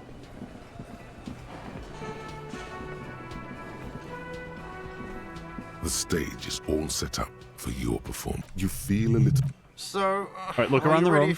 There are some people out there. What is evening? But mostly, a post-meridian slumber has fallen on the premise. Not super lively. It would be wiser to perform in the evening, no? Okay, but let me put my lips against the microphone to test it. I'm not going to perform right now. God damn it. Immediately, a loud feedback noise startles the room. You feel like an amateur. Hands.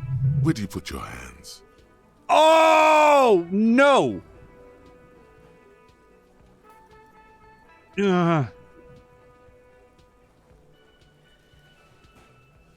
Fuck you. I cannot believe it. Sorry. Everybody, the thing that you're hearing that I'm so upset about is that I just lost like 20% success rate on this. Oh, I'm so angry about that. Oh my god.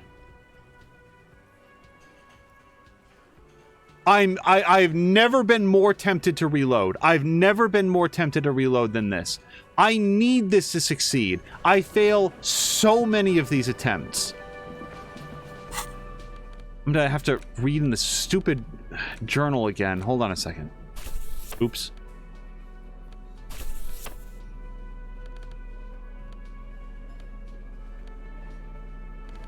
All right, let me read this. I am. Yeah, Diesel is also voting reload. I really want to reload that. There was a reason that I didn't put my mouth against it. I felt like it was like gross. I thought it was going to be like a morale buster. I might reload it. God damn it. I've gone this far though without doing any sort of save scummy stuff. In the trash. A cabbage of paper. It takes about half an hour. Okay, let's read about the next world mural first before we make any decisions. Relatively easy to reconstruct. Overnight on 1202, a graffito, nay, a mural, appears on an 8-story tenement overlooking central Jamrock. The building is a sparsely inhabited ghost tower, part of a failed real estate development called Grand Couronne. Cause of failure: rent too high. The mural is enormous. 2 silhouettes, a man and a woman, are kissing. The text cut into their form reads, "True love is possible only in the next world. For new people, it is too late for us. Wreak havoc on the middle class. People call it that thing and that fucking thing. It's visible for miles. In 2 days, the station's complaints desk gets clogged with requests to remove the bummer. You and your partner are assigned to the case. The graffito crew is easy to track down. Only the bell lectures have the literage of industrial paint to cover the surface. One of the graffito artists is rumored to be rich. They take responsibility for the execution, but not the design. The ideologue of the next world mural, as the crew calls it, remains an unknown. Do I ever find out who came up with it? The case files do not show you finding the author of the design. Okay.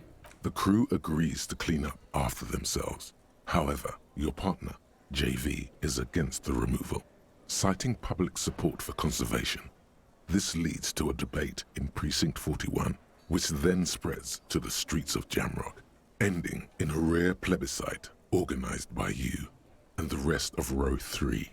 The 9,000 people subjected to the mural's message, all of Lakeside, Central Jamrock, and Villalobos, plus half of the eminent domain, participate in the vote. Although the case begins with what appears to be a lot of rambling on the streets as to how juvenile and stupid the mural is, given a choice between 2 options. I actually like the description of that mural. I want to keep it up. A staggering 78% of voters choose to keep it.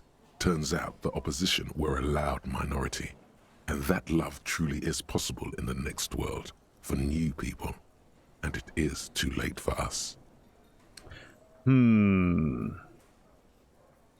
must have voted and possibly even lobbied to remove the thing because I don't believe in that rubbish one bit. No, I just said that I like it.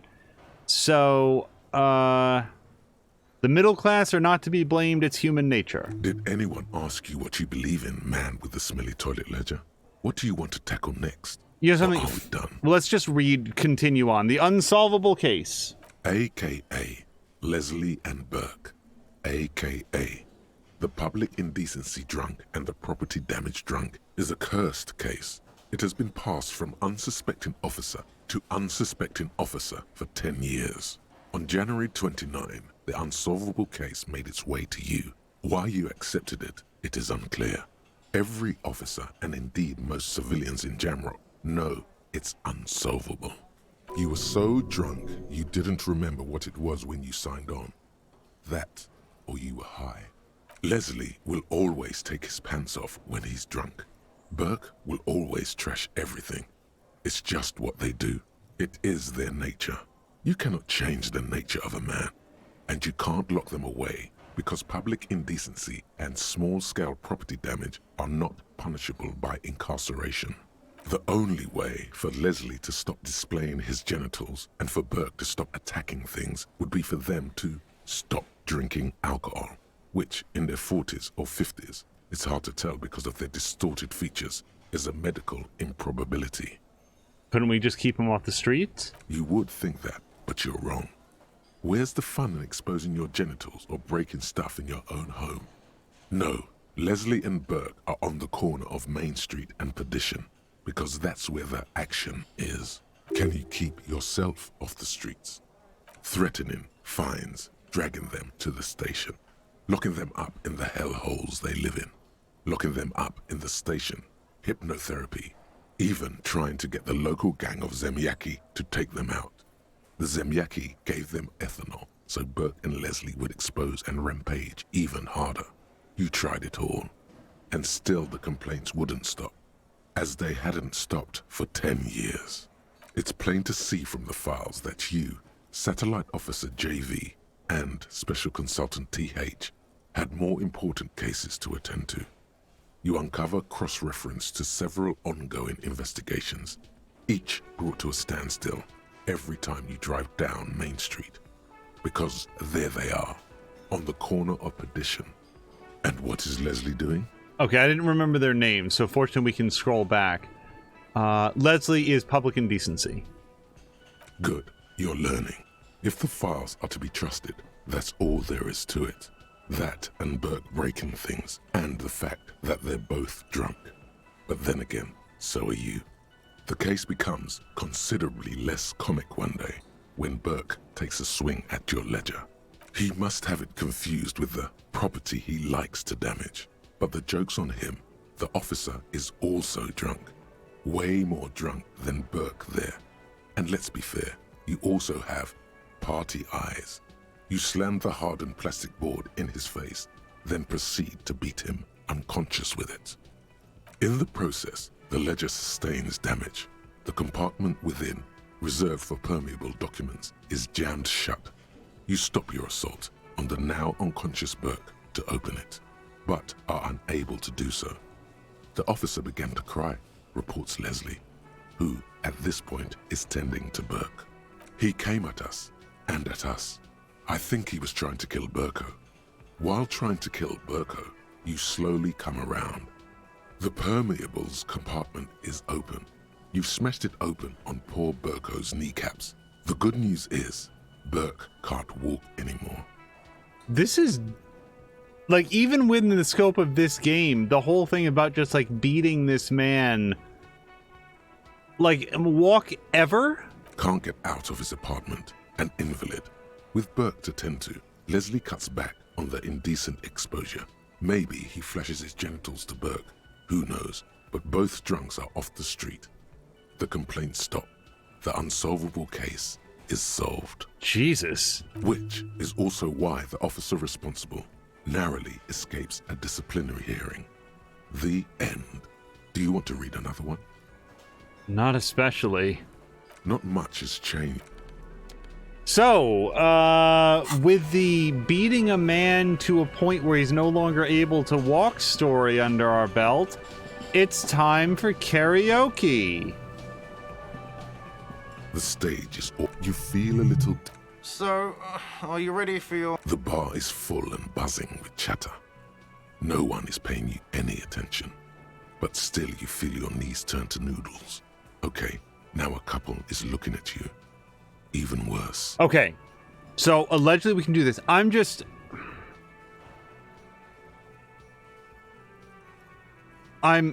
So, okay, let me step away here for 1 second. We're gonna do it right now. So it's a drama roll. Drama is intellect, which means that I can't take speed, but I can smoke, and that'll bring our odds back up. I really want to try to not do too much. I'm gonna have to take a health cure for this as well. Okay. Smoke.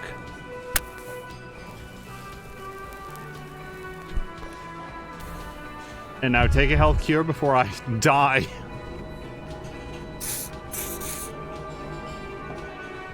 Moo is saying it seems messed up to smoke before singing. Yeah, my character makes a lot of really bad life decisions. Okay. That's it, right? Oh, the only other thing that I might want to do is put on these electrochemical gloves, because those are a little bit better for jazz handing, I think.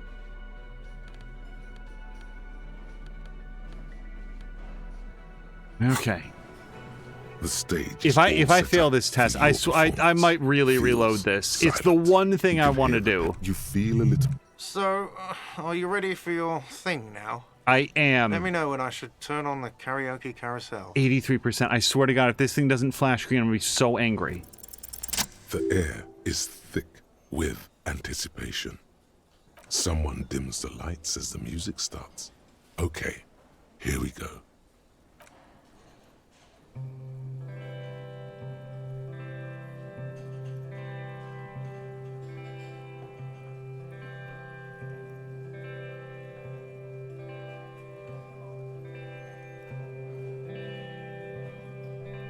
I would often go there, to the tiny church there, the smallest church in Saint-Saëns, though it once was larger. How the realm may rest there. Down through the mist there, toward the Seven Sisters, toward those pale cliffs there. I would often stay there, in that tiny yard there.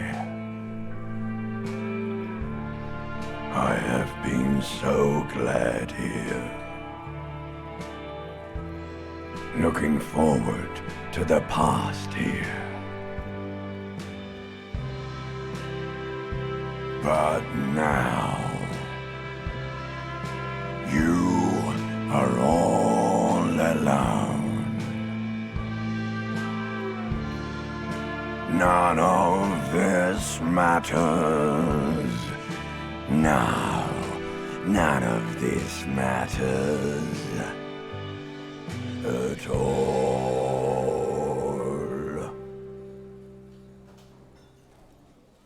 Oh, like a songbird.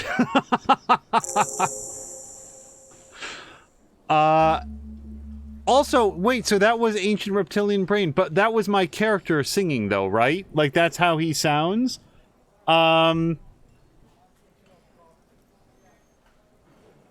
Moo is saying it's like an anti-Leonard Cohen. And also, her expectations were really, really off. I didn't know what to expect. I don't know why in a game called Disco Elysium, we did not get a disco ball lowered, because we know that they have one. A lazy applause fills the room. You feel your hands shake as awareness of your body returns to you. So, here's a page of options. Thank you, Ancient Reptilian Brain. I want to dedicate this song to whoever wrote me that fucking letter. I still love you. Thank you very much, asshole. I'd like to dedicate this song to my partner, Kim Kitsuragi. I don't think he'd be very comfortable with that. Dedicate this song to Gart for letting me sing it. It's all shit, Gart. I'd like to dedicate this song to the pale nothing that will devour the world. Boy, that's a real downer. I'd like to dedicate this song to Contact Mike.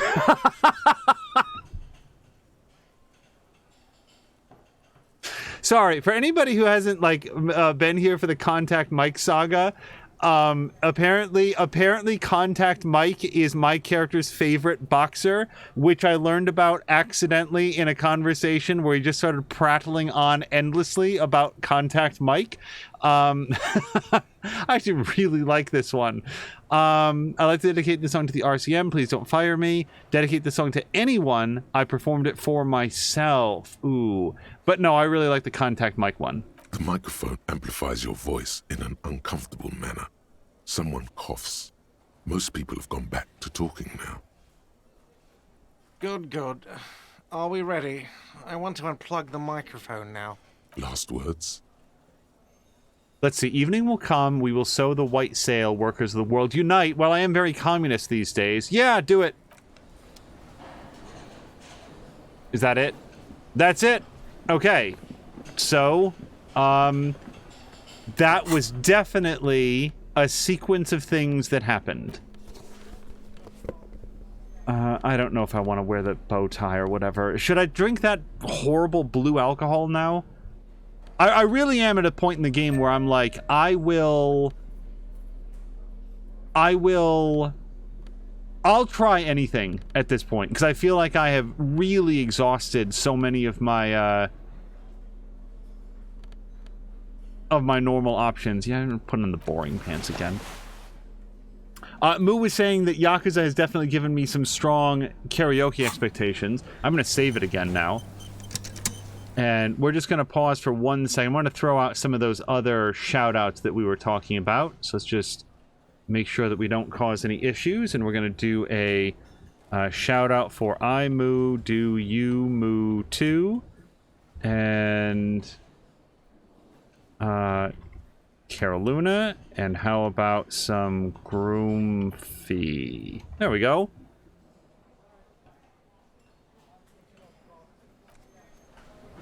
Okay, so I just did a big production here. Let's talk to people in the room and see if that unlocked any new stuff. Smallest church in Saint-Saëns, right? The cafeteria manager is waiting for you to acknowledge that he recognized the song.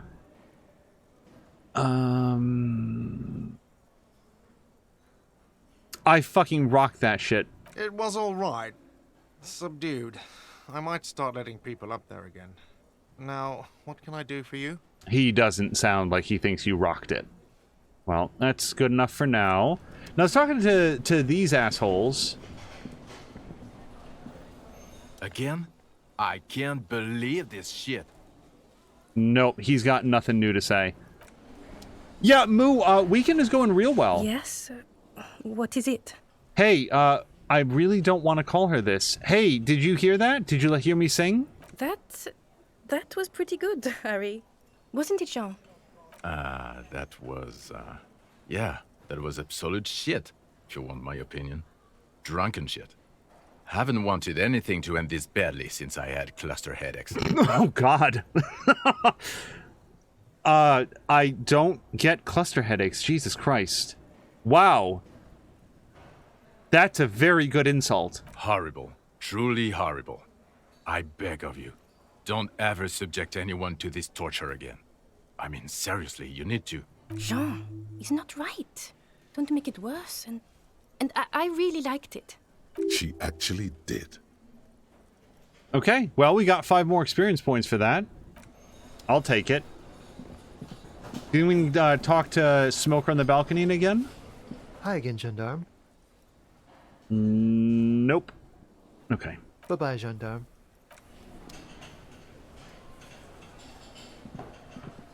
Man in the blue top. So, I now have 1 ability point to spend.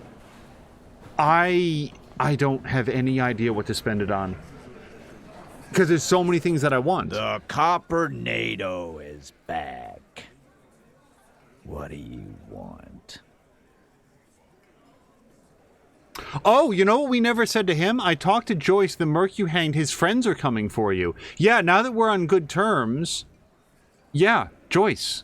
Yeah. By friends, you mean his squad mates from Crenell. Elf Planitor says, do you want to know what I'd suggest? If you can hold, because there's... So, Elf Planitor, let me tell you what I intend to do next. I'm going to hang out until 2100. I'm going to put Kim to bed. I'm going to talk to Klasia, and then I'm going to go to the communist meeting. And then if there's nothing new... Oh, he was going to say, do you want to know what I'd suggest to put a point into? Fuck it. Sure. Yes. Elf Planitor, if you have a particular thought... Yeah. You know something? Yes. Just straight up. It's the first piece of, like, actual advice, not clarification of a game mechanic. But yeah, I'm open to suggestions at this point, because I'm actually pretty concerned that I have misbuilt my character. So I will take a piece of advice for this next skill point. Wouldn't want to beat up his grandma. There's snickering in the room. Some of the men put their beers down. They're forming some kind of tribunal, and they're coming for you. This is what happens if you take the law into your own hands. Other people start doing it too. Let them come. The Hardy Boys are right fucking here. You heard the man. Right here. We're armed. We got the whole district behind us, and Glenn. Glenn is fucking crazy. Yeah. A well-oiled murder machine. He punches Blondie on the shoulder.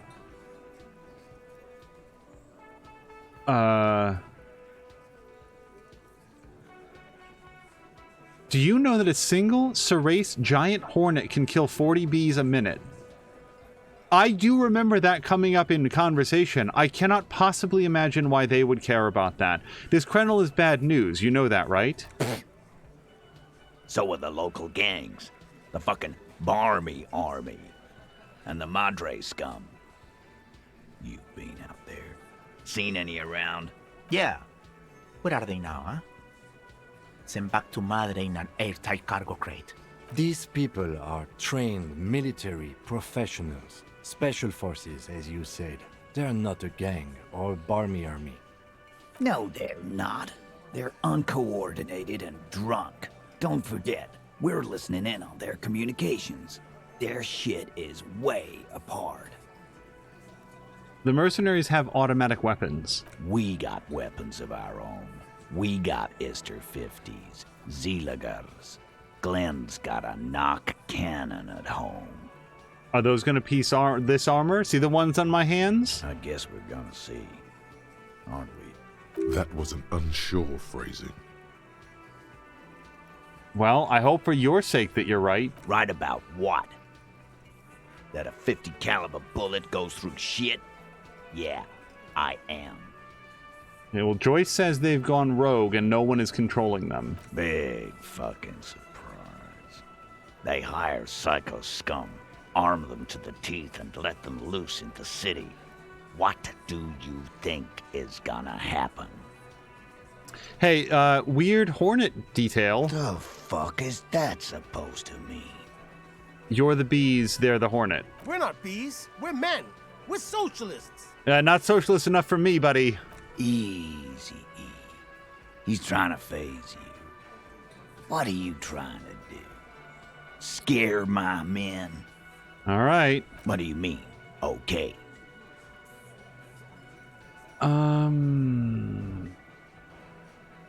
You got one more gun on your side. Once I find mine, I lost it.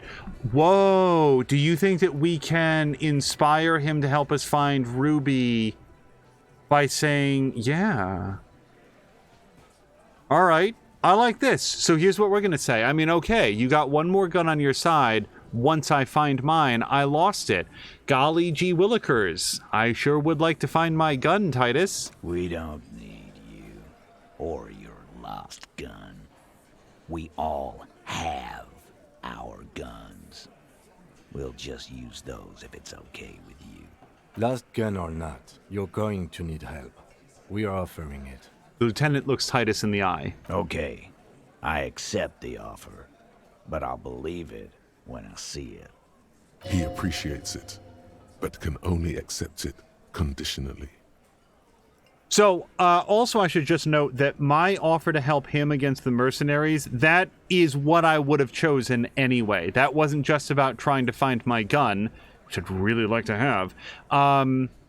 It is more about, I thought that maybe he could take us to Ruby, and also the two violent paramilitary black operators, like black ops skullduggery team, whatever we're gonna call them, coming in and shooting up the place because they're taking vengeance. I'm not gonna side with them over this group of guys. Like, am I fans of these guys? No, but their intentions at least appear to be in the right place, and those mercs, not so much. Also, Elf Planitor is saying you have not misbuilt, which I am relieved to hear. Like it's not a joke. I really was like, I fail everything.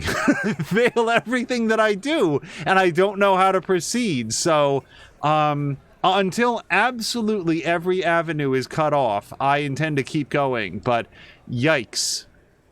Okay, so I don't think that there's any other things to ask, but I'm just gonna check. There's nothing else to ask. Okay. All right, bye, Titus.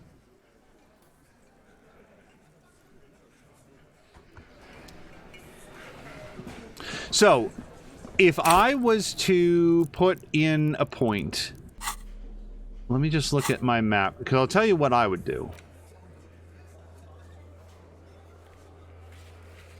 I'd probably want to do interfacing to get that tape out of the tree, honest to God, because then I could give it to, what's-his-face that wants to do the music, and then maybe we'd unlock something cool for that.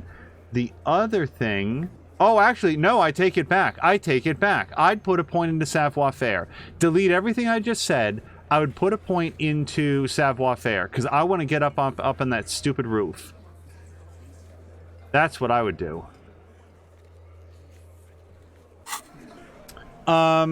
It's half an hour until Kim goes to bed, as far as I know.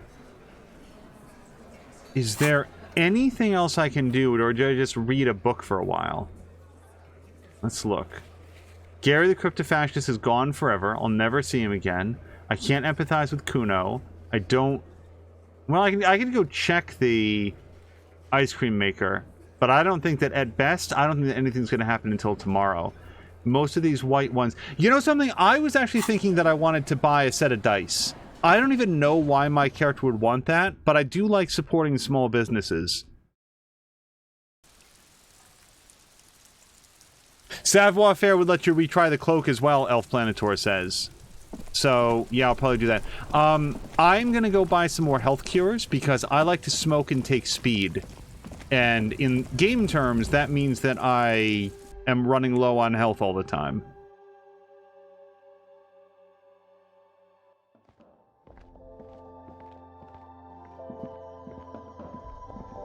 A colourful display. Again, I'm obliged to inform you that both alcohol and cigarettes damage your... This.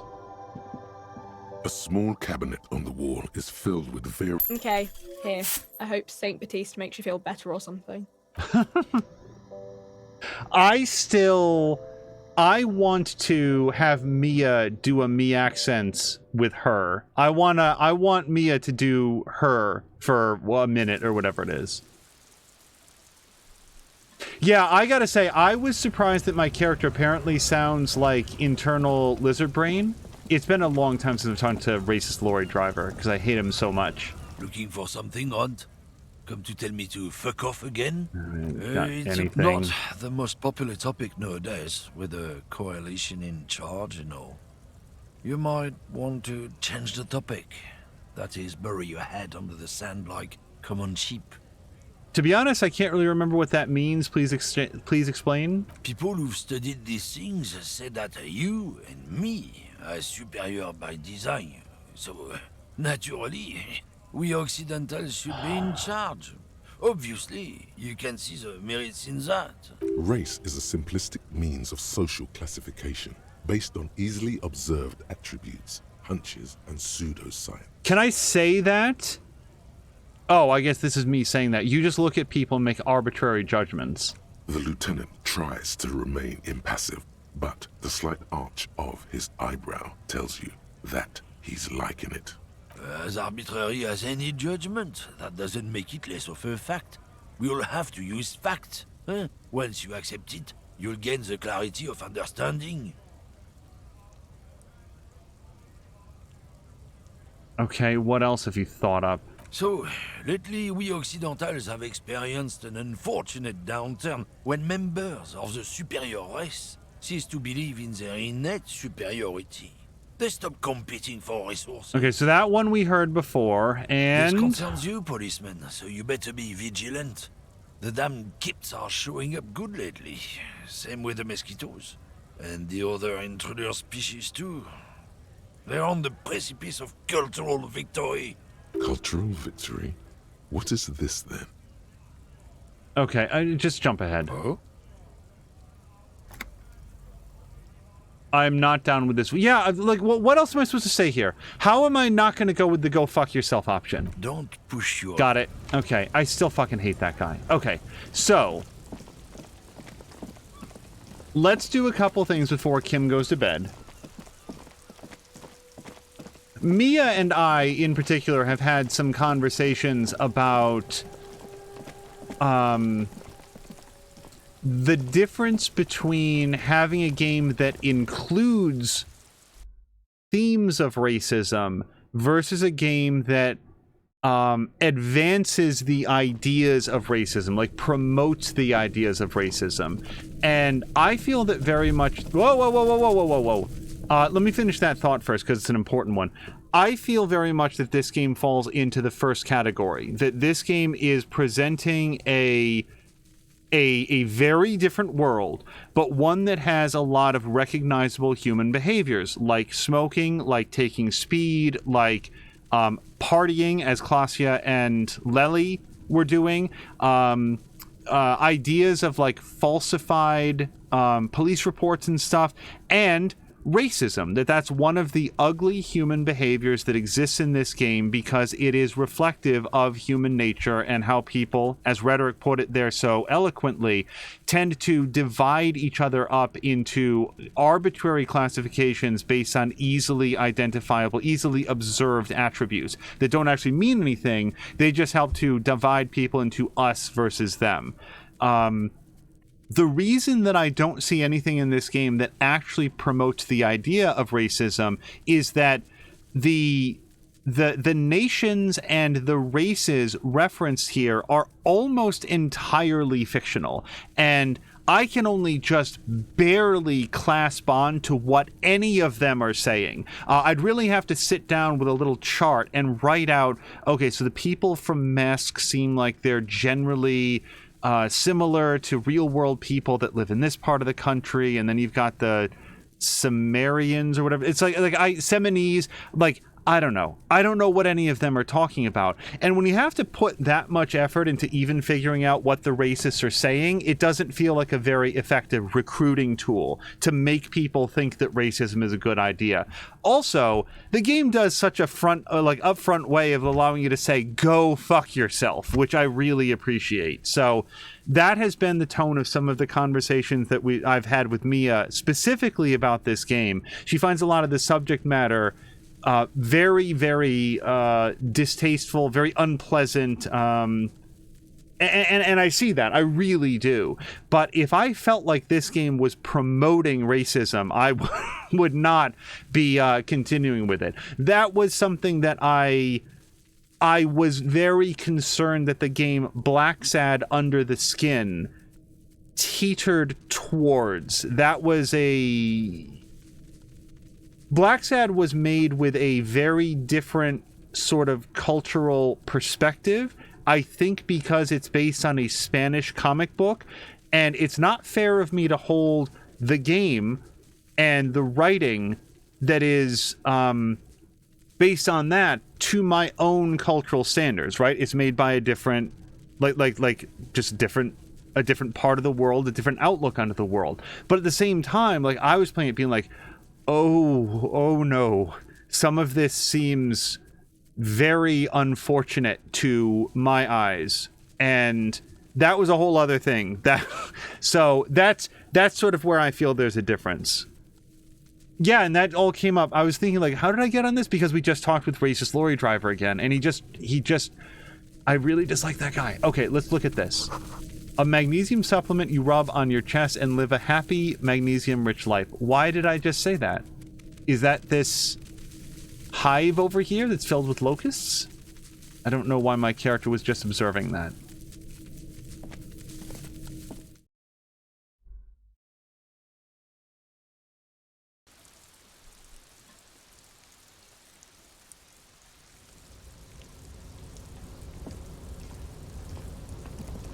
Alright, and I can get up here from here? I can get up here from here.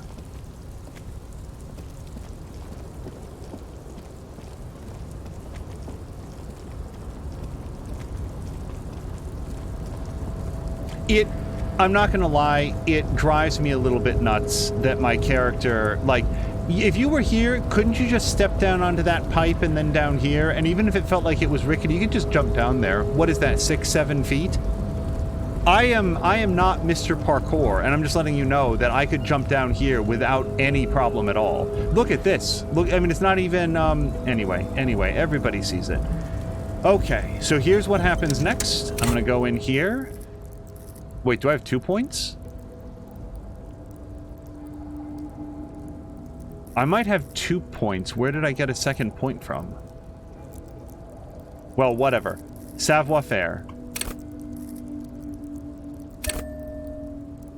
Yeah, I've got a second point. Well, I'll tell you what I'm not going to do. Spend the second point yet. Let's accept that change.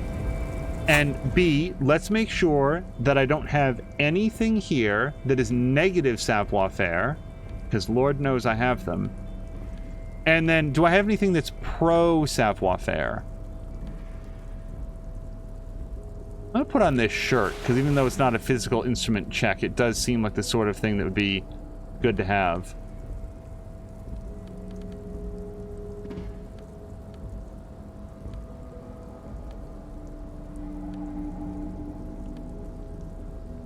And you might think, hey, if Angel's gonna, like, go on a weird tangent about all that shit, why doesn't he do it while he's just looking at clothing? And the honest-to-God answer is that looking at these stats takes up 95% of my brain power.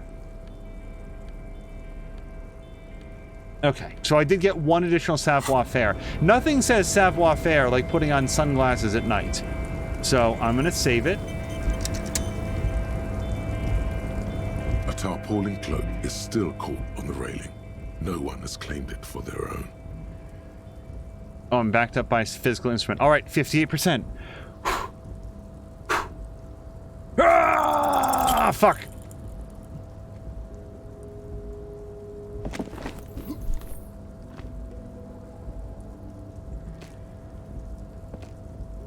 Nope, no. That's still too high. What were you thinking? Okay. You're not a gymnast. You're a boxer. God damn it. You climbed way too high up. You could have died there. Shit. I'm failing you. This wasn't part of our deal. Hey, what happened? I'm all right, Kim. I just can't do it right now. I understand. We can always come back when you are feeling better. It's just a cloak after all. So, there's one thing that I forgot to do there, and which I'm also still pretty okay with. The only other thing is that I should have taken some speed. Do I want to put another point to savoir-faire? Yeah, you know what? We're going to do it. Level up. And this time, we can't possibly fail, because I'm going to take some hard drugs. Now, this is going to knock down my... Oh, yeah, my morale. Really?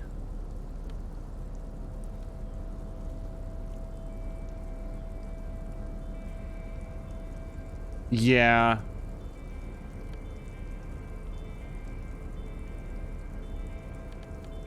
Yep. So, when I take this, I'm going to have to take another... You know, I'm going to take a morale boost right now. We know it's coming.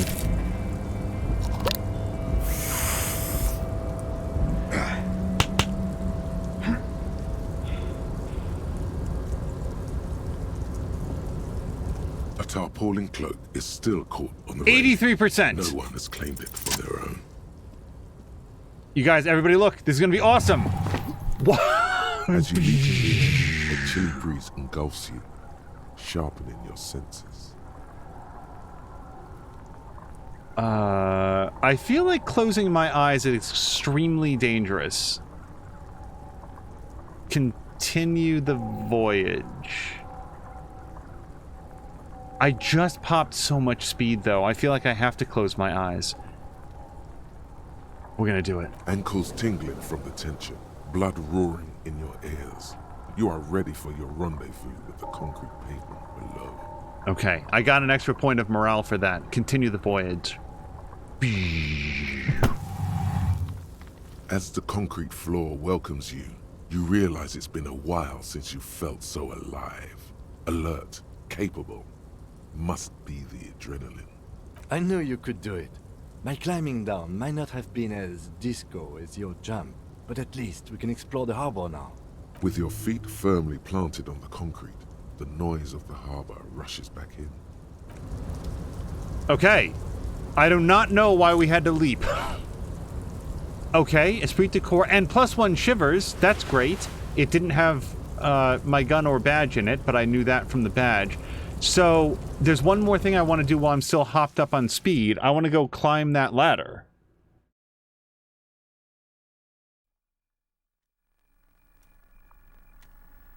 Oh, god damn it. There's so much to look at in here. The radio is emitting strange buzzing sounds. A giant ass print on the pillow and a pattern of coffee rings on the armrest. I'm so excited right now. And I will note that Elf Planetor never technically gave me a recommendation. He only pointed out the savoir-faire would also let me try the cloak as well. Nonetheless, I do feel like I owe him a big thank you. Someone is habitually chilling next to the radio. Yeah, that's what the ass print means, buddy. Okay, that's probably a phone. Before we look at that, let's look at other things. Standard office file cabinet. The drawers seem to be locked. Someone left the coffee machine on, which means that they haven't been gone too long. The dark liquid in the pot looks almost sentient. Hey, do you think that we can open up this... Oh, yeah, maybe. Maybe. On second glance, someone has forgotten to properly close one of the drawers. Moo is saying that she loved the writing in this, as the concrete floor welcomes you, just poetry. Yeah, the poet, like, here's another thing on my previous topic. The fact that all of the racism stuff is so oblique and difficult to make out, that's clearly a very intentional decision, because everything else in the game is so well translated. Like, distressingly well translated, in that the people that wrote this have a much, much broader vocabulary than I do. It's unfortunate for the Union to just leave their paperwork lying around like this. Let's see what's inside, he thinks. Open it up. The drawer opens smoothly. Inside is a well-organized selection of brown folders. Oh, I don't want to spend too much time on this. We still got 57 minutes of speed, though. Browse through. Hundreds of documents containing logistical data. Two kinds of transactions stand out. Materials coming into Revachol from the outside world, from Muindi, Grad, and even Ilmara, and the same materials being handed over to companies inside Revachol. Kuron, Coal City, La Delta, and Jamrock are listed among the many districts where the imports are being sold. All right, anything interesting? It's hard to make sense of this thicket of company names, dates, quantities, and percentages. You try to focus, but the lines are getting blurry. So, I've got a 58% chance. How long is that going to take? Holy God, we already ran through like 20 minutes of this. Fuck. I'm gonna have to come back. Can we all remember that this exists? I'm gonna forget that this exists, but I can get my volition up by healing my morale, and I can get my volition up by wearing different clothes. So under all circumstances, I'm going to walk away from this. Let's look at the other orbs in the room, and then I'm going to examine this room later. It's a Dewey typewriter. The model name is on the back. And every worker equals a member of the board is written at the top of the flyers. That sounds like my kind of language. And at the bottom, the union logo and demand democracy. Okay, I promise I will come back here later. The door is locked and cannot be opened from this side without a pass card. Guess you have no choice but to talk to the union leader. Are you kidding?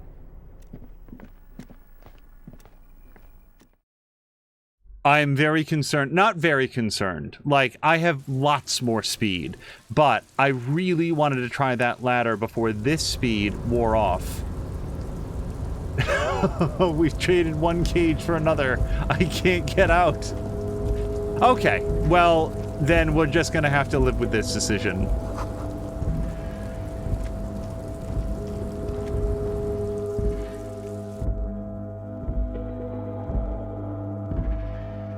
And like, just allow me to be clear, I am not in any way upset about this. Would I like to go do the thing? Sure, but I am just glad to have made some progress in this episode. Now, what do I want to do for volition? Assuming that I have anything that does volition. Also, somebody said this shirt looks pretty epic. Yeah, Moo says this shirt looks pretty epic. Yeah, I like it too. If we take off the jacket, you can really get a look at it. That's a Man from Hyemdall shirt. So, I kind of like the whole look that we've got going on. Where was it? The specific thing that I like here is the visual calculus to it. And we're going to put on the drama t-shirt. Yeah, because see, I don't like losing the empathy there. The thing I like about the drama shirt is that it's just +1 drama. I don't lose anything in exchange for it. The pants are fine. The glasses lose me a point of visual calculus, and that doesn't make me super comfortable. Okay. Now, do we think that there's anything in here that's pro-volition? And if not, I'm just going to take some more health cures until I have maximum volition. Oh, there we go. It's already +1. I'm probably going to take the health cures anyway, because I've got enough money to make it worthwhile.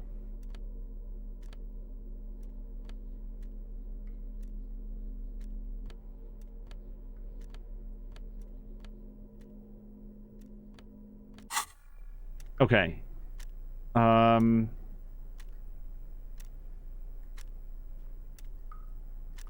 let me just make sure that I'm remembering this correctly. So my volition is at 4. Yeah, -2 due to my damage. So we'll just pop that. Pop that. The file cabinet stands steady 92%. That is way better than 50 whatever. To greet you. Whatever's hidden here is hidden well. Concentration isn't enough. Only a trained accountant with a background in logistics would be able to really make sense of it. However, there is a little handwritten note stuck on the side of the drawer. Lay it on me. It appears to be a to-do list written in large, uneven capital letters. Remember, Leo, Everard's shoes, special whirling borscht, water Everard's plants, sweep office floor, more banners.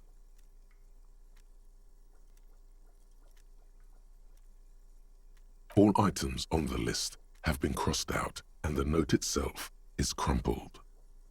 Look, Kim, a to-do list with the list of errands for Everard. Why would I ignore the note? Everard Clare, probably. The head of the Debarders Union. One of his aides must have left it. Nothing incriminating here. The special borscht seems a bit odd in the list. Yeah, I was wondering, I was specifically looking through to think, like, that special whirling borscht would be served, you would think, at the Whirling in Rags. Should I take another look at it? Remember, Leo, Everard, all items on the list have been crossed out, and the drawer slides shut smoothly.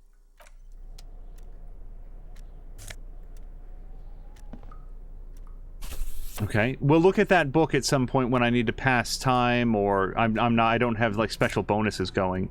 Oh, found a postcard. I think that postcard's worth $4.50. Be from very far away. Oh, and we got a new we got some more magnesium. I'll take that. Thank you. Okay, visual calculus draw. So these glasses seem super cool, and I'll tell you why. These glasses give us +1 visual calculus, but -1 drama. You'll notice that I don't walk around with a lot of glasses on it. Well, now I can feel comfortable doing this because I've got like a +1 drama tank top. I can put on this +2 drama bow tie. Yeah, so basically I'm just breaking even on it. I'm fine with that. And I'm going to say that I don't need the +1 volition when I have my morale at maximum. I'm going to put on the drama bow tie. Okay, let's check out what looks like a phone. An imposing combination of a punch clock and a payphone is looking down at you from the wall. A note on the side says, "Tokens unavailable due to strike. Use change." Well, I'll tell you what, I made 2 crank calls before, so I can certainly pop 10 cents into this. The only thing that I can possibly imagine would be worthwhile is if there's a redial button. Otherwise, I don't know who I'm calling. The machine swallows your coin and seems to be waiting for your next move. Okay, muscle memory, dial a random number. Your fingers run over the dial pad. 005. That's the dialing code for Revachol. 4952, and a moment of hesitation before entering the final numbers. 993. Calling. Still calling. Then... Video Revachol, 24-hour video rental. We rent 8 and 10mm film for home use. This is Lamy. How may I help you? The voice of a youngster on the other end sounds as enthusiastic as that of a man walking towards the gallows. What is this place? Video Revachol is a 24-hour video rental. We rent 8 and 10mm film for home use. This is Lamy. No, I meant what is this place to me, which is an impossibly vague question. Sir, I don't know. It's a video rental. Maybe you rent videos here. Do you know me? No. This is the dumbest prank call. Why did I call you? Maybe you called to extend your rental period? Do you need to extend your rental period? Now, here, finally, this is where you would have started. You should have started here. My name is Harrier Dubois. Do you have anything on my name? Let me fire up the machine. Dubois. Here we are. You haven't rented anything in 5 years, but you still have a copy of Blue Ocean Hell from November '46. Whoa, not a fun film, that one. What kind of film is it? It's not an easy watch. After the death of his daughter and subsequent divorce, Zemsk immigrant Egidius Wojcik tries to come to terms with the onset of dementia. No wonder no one's been missing it. Still, it would be great if you could return it to us. We're on the corner of Voyager and Main. The call is terminated by the other party. You're left with the discomforting sound of the disconnect tone. Well, that's a call I wasn't able to make from the other phone, so we still got something done. You know what else occurred to me? It's 2100. I really wanted to put Kem to bed so that I could go talk to Klasia. I'm not going to be able to do that tonight, am I?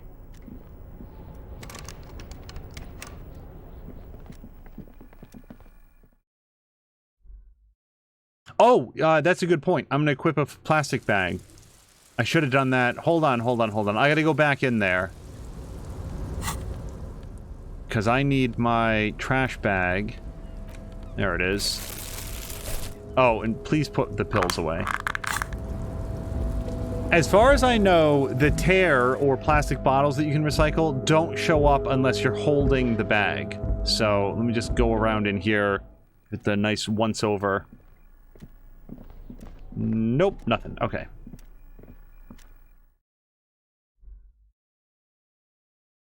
Yeah, I didn't think that the karaoke was going to feature like a full-on mini-game like in Yakuza. Also, this makes me very interested to talk to Moo about her level of knowledge about the Yakuza games, because I played all the way through Judgment, as we did on stream, and that was a great time.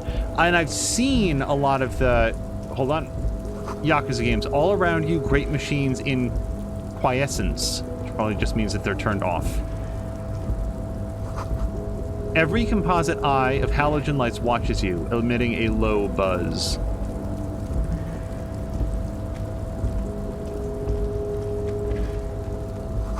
White pine trees are printed onto the scene covering. Looks like a forest under snow.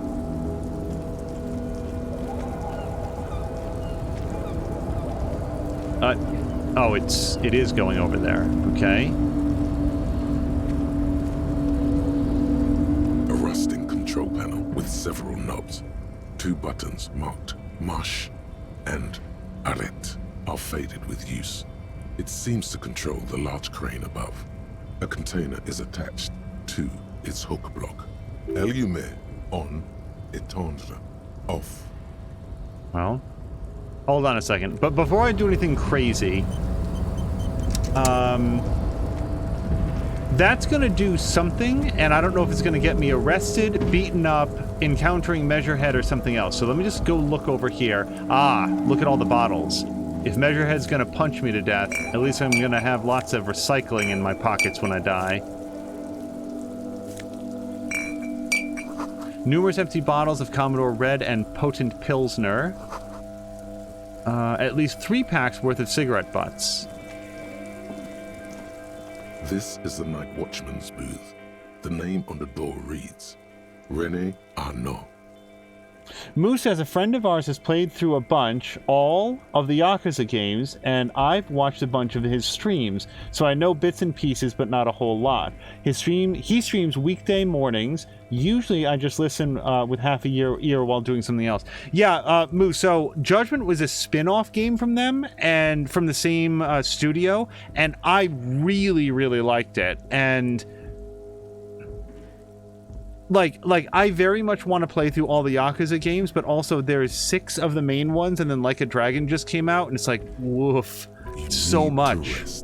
Your body is aching. Getting in here has taken something out of you. Have a seat. I would prefer not to rest, so this is where Renee works. I'm going to have a look around, search the booth. If you must.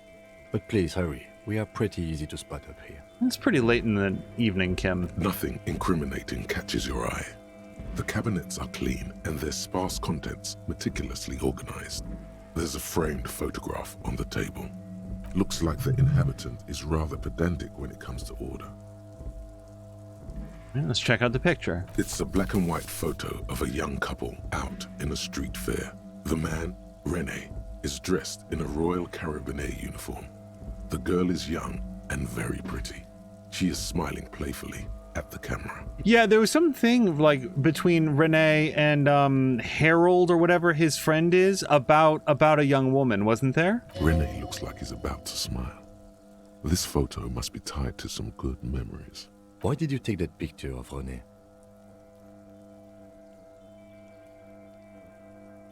I'm going to ask him about it. You're really interested in that old soldier. Not sure I understand your fascination, but sure. As long as it doesn't take up a whole lot of time. Okay. As much as I'd like to see what would happen if I took a seat and rested, I am still trying to get Kim in bed before, you know, it feels like a long shot, but still a goal.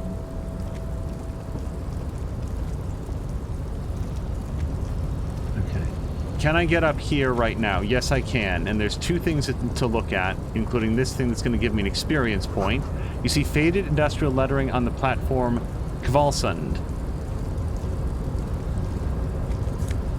Oh. Thank you. 72 cents.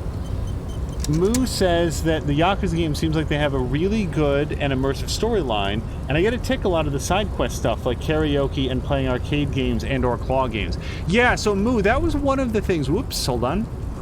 Kvalsund means White Fjord in Arden. One of the things that I felt out after having finished Judgment was the value that the Yakuza games, or that style of games, puts on engaging with their mini games, because I really didn't do that much. I was very sort of main quest and story quest focused. It's not that I skipped all the side content, but all the mini game stuff I just sort of like left aside. And as I wrapped up the game, I realized that I feel like it's really balanced for you to do a lot of that other side stuff. So when I do Yakuza, there'll probably be more of that. The speaker tower is silent. There's no work to organize in the yard below. And I bet we can open this with a pry bar.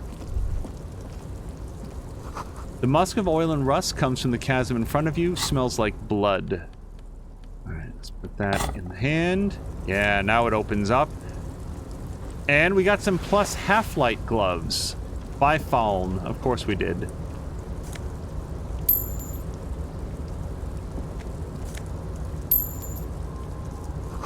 Industrial-sized thermos smells like burnt coffee. I am so enthused to be in a new area because I have no idea. The banner sags under the weight of rain and snow, white waves on red, and then we've got this fellow.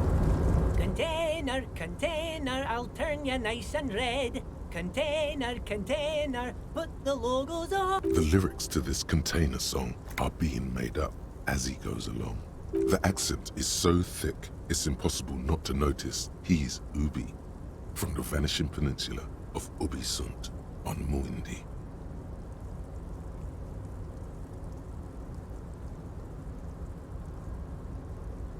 What? Sorry, I'm trying to put together Ubi with another four-letter word after it, beginning with S, sounds to me like Ubisoft. And I'm just wondering if Sunt is just a different four-letter word, or if it actually means soft in some other language with which I'm unfamiliar. It's just odd. Container, used to be Wild Pines. Container, container, now belongs to Everard. The tiny man is so engaged in his work that he doesn't notice you. Hi! Everard, Everard, Everard, he looks after everyone. Huh? Well, hey there. How can I help you, mister? The look in its deep blue eyes is as sincere as you've ever seen. Kind of makes you feel like an arsehole for no apparent reason. I see you are not a union man, mister. Did you get lost? You're not one of them scabs, are you? A shadow passes over his kind face. No, I'm definitely not a scab. What is it with you people and scabs? I don't know why I would ask that. It seems like I know exactly what their deal would be with it. I mean, I don't personally mind. Folks is just folks, you know, and folks gotta eat. He doesn't seem to be waiting for you to answer. Just some of the other guys don't look too kindly on the scabbing kind, if you know what I mean, mister. Okay. This is, I think, equivalent to his nationality. I think. If it's from Ubisunt, the disappearing peninsula.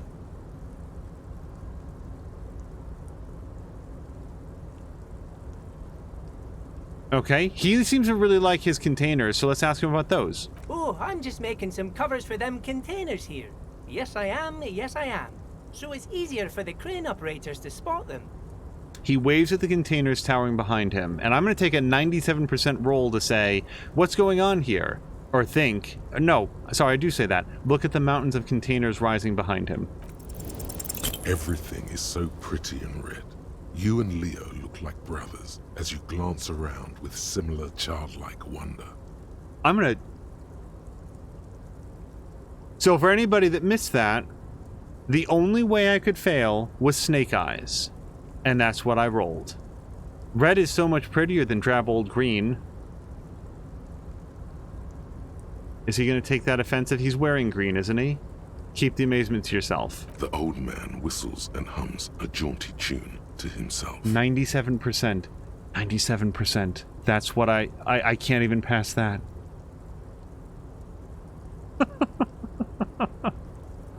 Where is everyone? The harbor's empty in the middle of the night. Oh, most of the guys are down at the gates, keeping the scabs from coming in. So, Moo is asking, would you like to know the origins of Ubisunt and what it means? Well, I guess if it has origins and something that it means, then it's not a backhanded reference to Ubisoft. Is it a... Gosh, I'm kind of curious.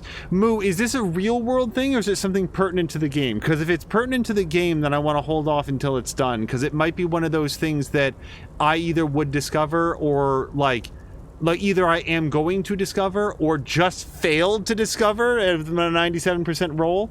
Yeah, so Moo says not a backhanded Ubisoft, no. Alright, I'm gonna hold off on learning that for right now, just in case it is somehow relevant. We're on a strike.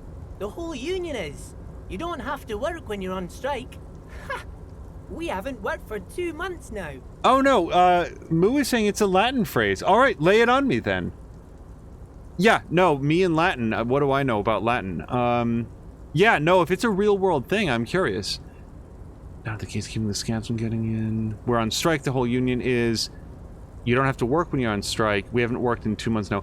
That's not really how strikes work, though. You don't just sort of sit around. Anyway. So no one is working? Not everyone is down there, of course. Mr. Evrard is in his office, where he always is. And Jean-Luc is guarding the gate. He pauses to think.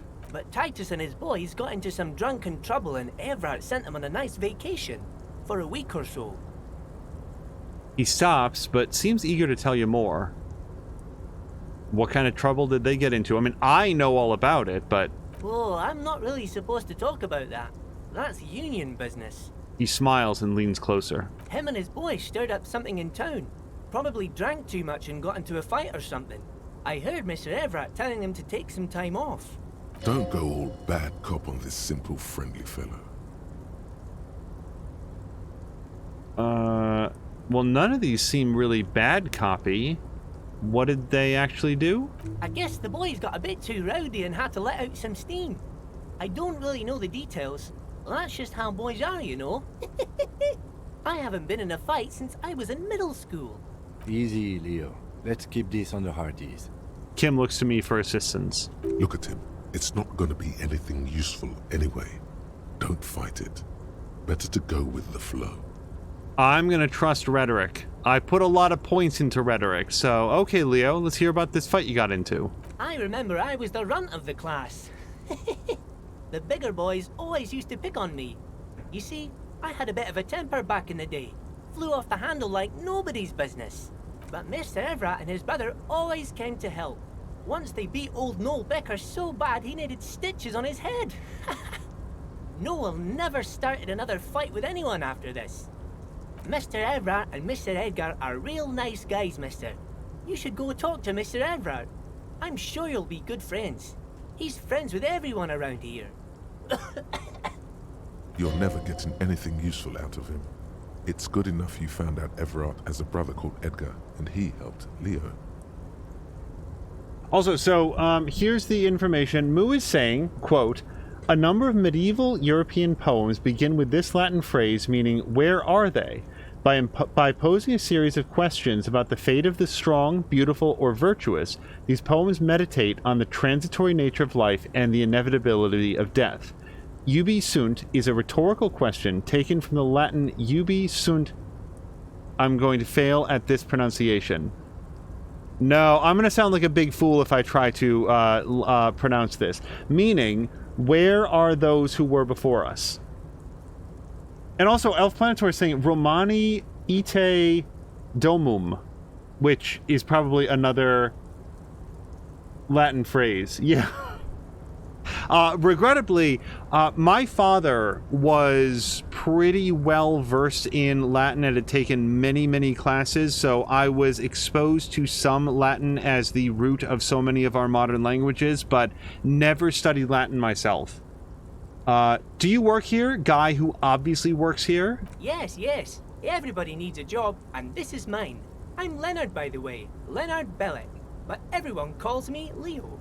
The little man raises his hand in a welcoming gesture. I'm like Mr. Everett's right-hand man when Mr. Edgar is out of town, and Mr. Edgar's right-hand man when Mr. Everett is away.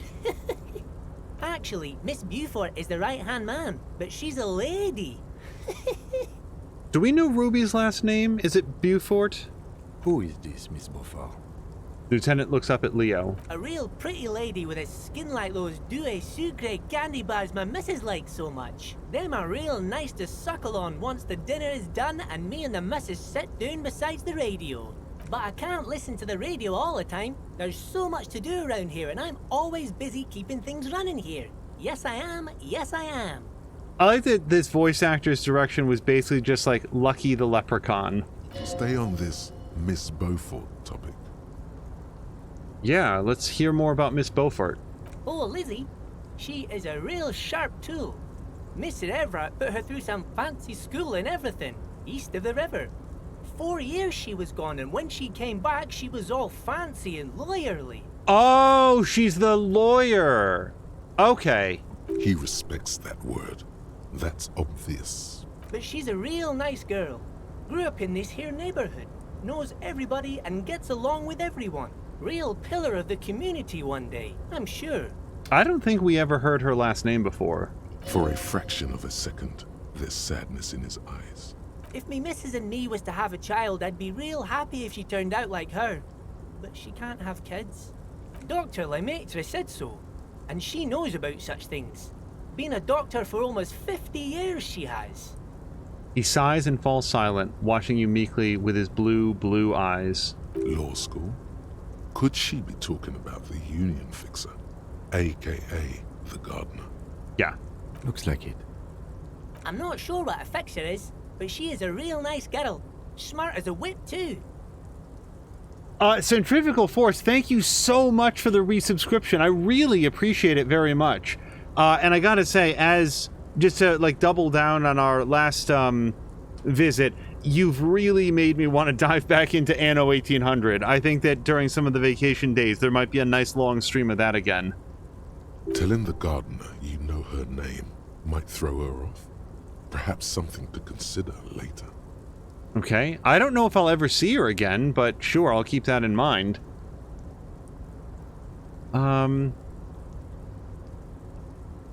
Yeah. You know what? This guy really likes talking about himself. I was feeling like this might be a little bit too forward, but we've gotten to know each other. You're Yubi, right? Oh, yes. Born and raised in Arish, mister. Mum had to leave my dad after he got a bit violent. Took us here to the new world. I was about 10 then. Too old to lose my accent then. People say us Ubis are up to all sorts of trouble with sheep and other animals and whatnot. I just want you to know there was never any of that where I come from. No, sir. Those are just nasty rumors. Thank you for clarifying that, sir. I also tend to introduce myself by making sure that everyone I meet knows in advance that I don't get up to any funny stuff with farm animals. I really want to establish that out of the gate with everyone I talk to. Are you the Leo who wrote the note to make more banners? Oh, yes. I leave all kinds of notes for myself. That old head of mine ain't so good at keeping things in no more. I almost forgot about the borscht. I did want to ask about the borscht. Oh, yes. I've been taking special whirling borscht to the men every day since the strike started. It's very, very good. Makes a man feel so warm and happy. I feel like I could take on Mr. Renadan's boar dogs every time the lunch is done. This would be an awesome inn if we were playing Hitman and I needed to murder everyone that this man delivers borscht to. What do you mean by taking the soup to the men? Is it for striking? Yes. I'm taking it to them. The borscht keeps them happy and in fighting spirits. Makes you all warm inside. They brew it in the whirling in rags. So I'm about to ask who makes it at the whirling, but it's that guy in the back office that never talks to us.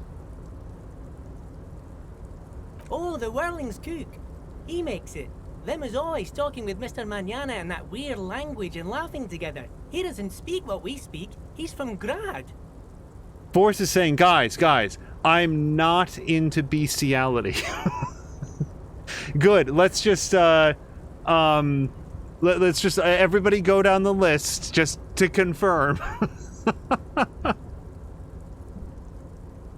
No, I really like Leo. I like a lot of the characters in here. They're very memorable. And as soon as he was like, when he said Lizzie, I didn't recognize it. But then as soon as he said that she came back all lawyerly, I was like, oh, because the characters in this game tend to leave an impression. It's one of the reasons that in the last episode, I was worried that I couldn't remember who Leliana was. And it's only because I knew, I just hadn't picked up on her name. That was the only thing. Yeah, let's look into the borscht. Oh, sure, mister. Sure. You do that. Yes, sir. Okay, what's in that container over there? The one suspended from the crane arm. Oh, that one. That should be empty as far as I know. Lots of containers here have nothing in them. They're just waiting to be loaded up. I'm looking for the leader of the Dock Workers Union. Oh, you want Mr. Everhart then? He's an awfully nice fellow, he is. Him and his brother are both nice fellows. They've lived their entire lives in this here neighborhood. Okay, usually he actually verbalizes, but he coughs, then continues immediately. Guys like Mr. Everett and Mr. Edgar, his brother, are real good guys. Made merchandise what it is today.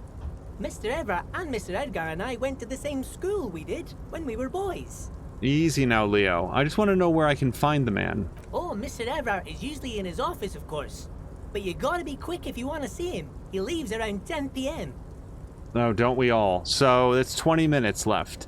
And see, here's the thing. I bet that if we were having this conversation at like 9 in the morning, that line wouldn't be there. Oh, he'll be here all day. Don't worry about it. Bye-bye now. He returns to work. Okay, so is this his office? Oh, hello to Tashir. Tashir, we were actually speaking earlier, and I was just expressing my condolences, absent you being here, for the flood in the basement. I hope that the majority of your equipment is okay. I did see in... Oh, I think it was Moo's stream. I think it was in Moo's stream. You were saying that you're giving it some time to air out. Yeah. Big fans, evacuate the air as much as possible. Just try to make sure that anything that got damp behind any walls that you have gets thoroughly cleaned out, preferably bleached and washed down. It can be a big deal trying to get that remediated, and I just hope that it goes smoothly for you. I'm so sorry to hear that that was happening, because for anybody that isn't aware, we've been, you know, very much looking forward to this year's return at the beginning of July, and now that is at least possible to get delayed. So I just, our condolences here, and I hope that the cleanup project goes very well. Oh, and Force says, thanks to everybody for tuning in yesterday. Yeah, so yesterday, Force did a big... Was it yesterday that was the big Anno 1800 stream? And was there another one? Wasn't there something... Yeah, you were playing like Spy Fox or something like that. A game that I have never heard of. So that was interesting to see, because it's always interesting when somebody's playing a game that you've never heard of at all. For example, when... Oh, hold on, I'm trying to do this at the same time. Tashir Games, and then also we'll do Centrifugal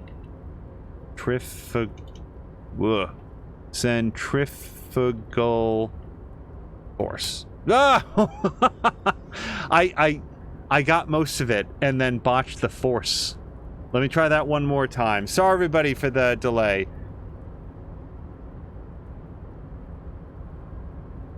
That's a little bit better. There we go. Tashir saying that all the water has been drained and the cleanup begins tomorrow. Yeah, it's a big it can feel overwhelming when you've got something that's there's that much to take a look at. Yeah, Moo, I also hope that you're doing better today. Okay, let's go in here. Let's see if we can meet Mr. Everard before 2200.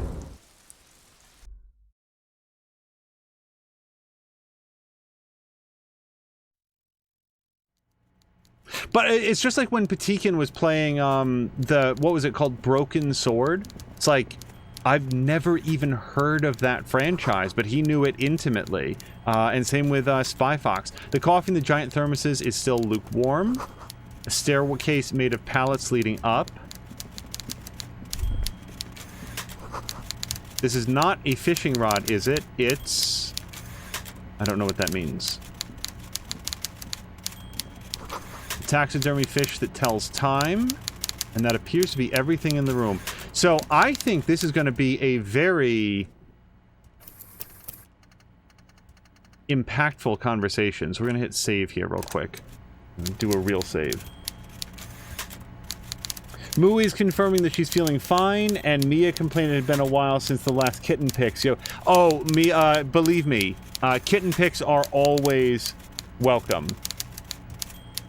Blah, blah, blah says, God damn it, I fell asleep before you started the stream. So here's the good news. So blah, blah, blah, just to catch you up. This stream began with... I don't know what to do. You guys, I'm so lost. I feel nothing but closed doors and blacked out windows everywhere I look. I don't know what to do next. And, going through, I sang karaoke, which is not the experience that you might have thought of, but I very much enjoyed it. Let's put it this way. It's not when you get the musical, without saying anything too much, when we got a musical interlude in Divinity Original Sin 2, I was so over the moon. Like, I loved it so much. It was such a big deal. This is, a little rougher. It's not quite there. But when I did that, I got a skill point. And when I got a skill point, I got a point of savoir-faire. And then that allowed us to finally get the policeman's cloak. And now we have made it into the Harbor District. And we're about to talk with the leader of the Union, a man who we've wanted to talk to for a very long time. And before we do, I'm going to put away this, put away my garbage bag, and I just want to make sure that I have the best possible conversational skills here. Yep, interfacing. I've got empathetic shoes. Do you have any better jeans? I really need a better set of pants. Also, so I've got empathetic shoes. Do I want to have perception shoes? I'm pretty good on perception. I'm going to skip the perception shoes. And do I need a drama tank top if I have a drama bow knot? I don't think so. So let's put in the rhetoric. How's my rhetoric doing? I should have no inherent bonuses to that right now.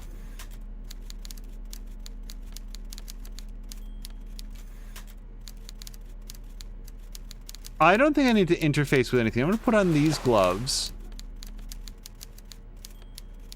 I'm very relieved that the man that I'm in the room with doesn't care if I'm sort of just getting changed right in front of him.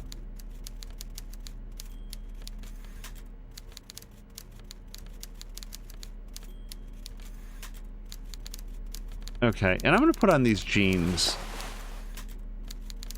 I really want a different pair of pants, but that's what I've got to work with. Yeah, okay. Before you is a walrus of a man seated behind a large desk. He looks up from his work, not the least bit surprised to see you. So very quickly, and hello to blah blah blah, and everybody's saying hello to him. Forrest is saying hopefully no equipment is damaged. I know that the Midwest is coming down right now. We had it come down particularly bad yesterday, and Forrest is also saying karaoke is always the answer. I tend to believe so. I was expecting something a little bit more jauntier, even though we looked for a very sad song to do the karaoke. Tashir's saying none of my music or streaming gear was damaged, but so far a bunch of records, picks, etc. Lower quality, lower value, but still high value. Yeah, I know that feeling as well. It's not the high dollar amount stuff, but still the high value stuff. With great effort, he straightens himself up in his chair, yet says nothing. He simply stares at you. Also, look at this man's portrait. That's the worst portrait since my portrait.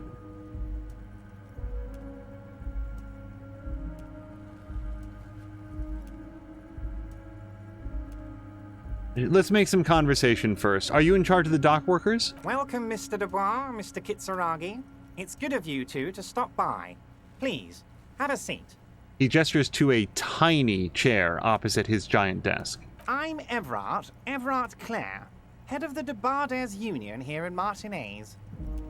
The man relaxes into his chair and continues. I'd offer you my hand, but unfortunately my health prevents me from getting up. You understand?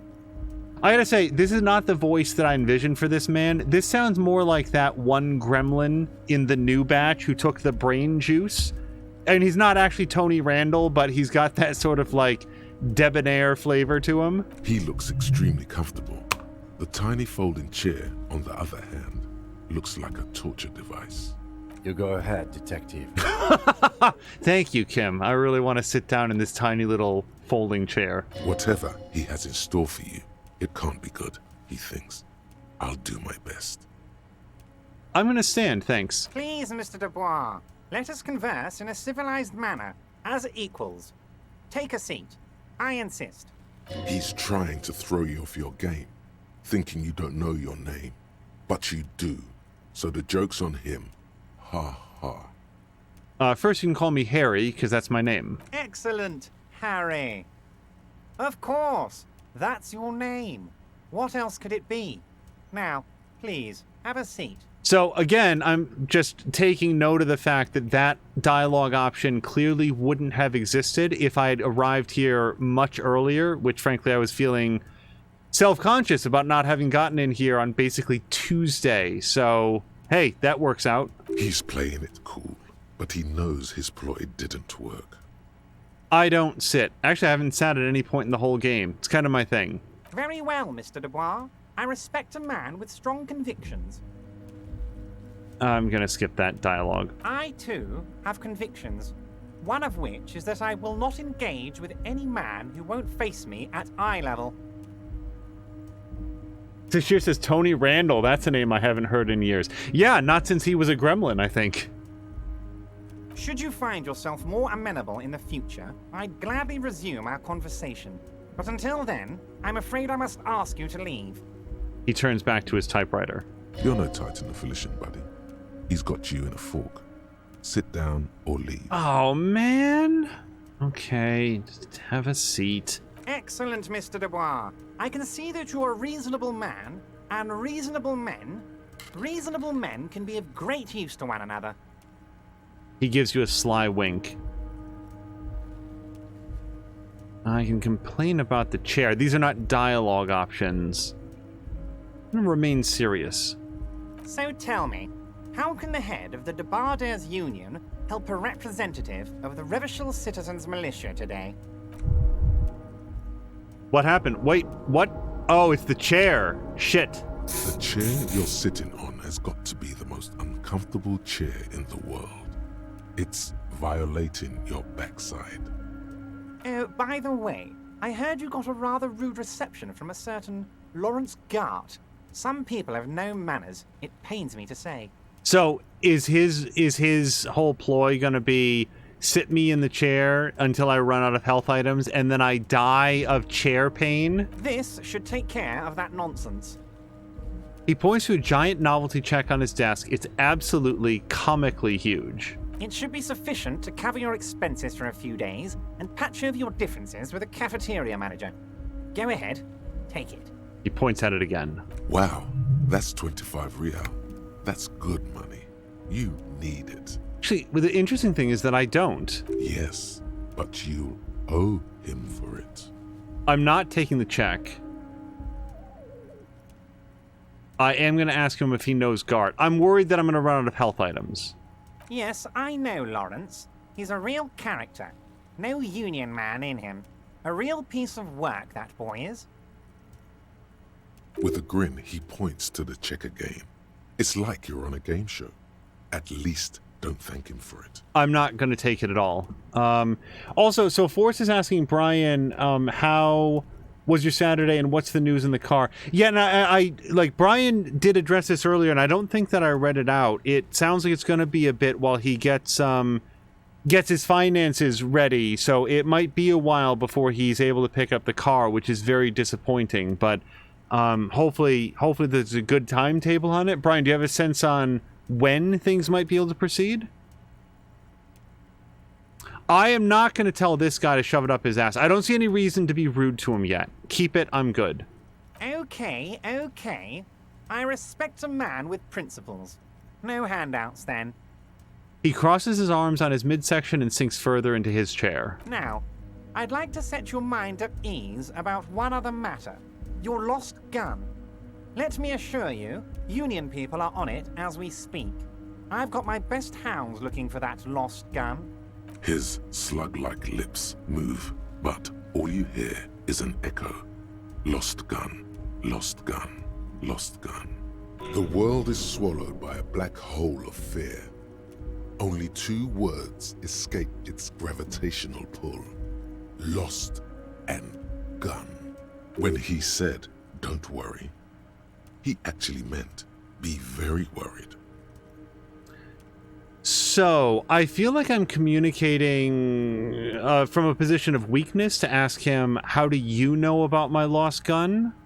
And yet, if he's going to brag at me, he might be so overconfident that he might accidentally let something go. I'm gonna ask him, how do you know about my lost gun? I know everything, Harry. Right now, I know that you're worried. Don't be worried. Everything's going to be all right.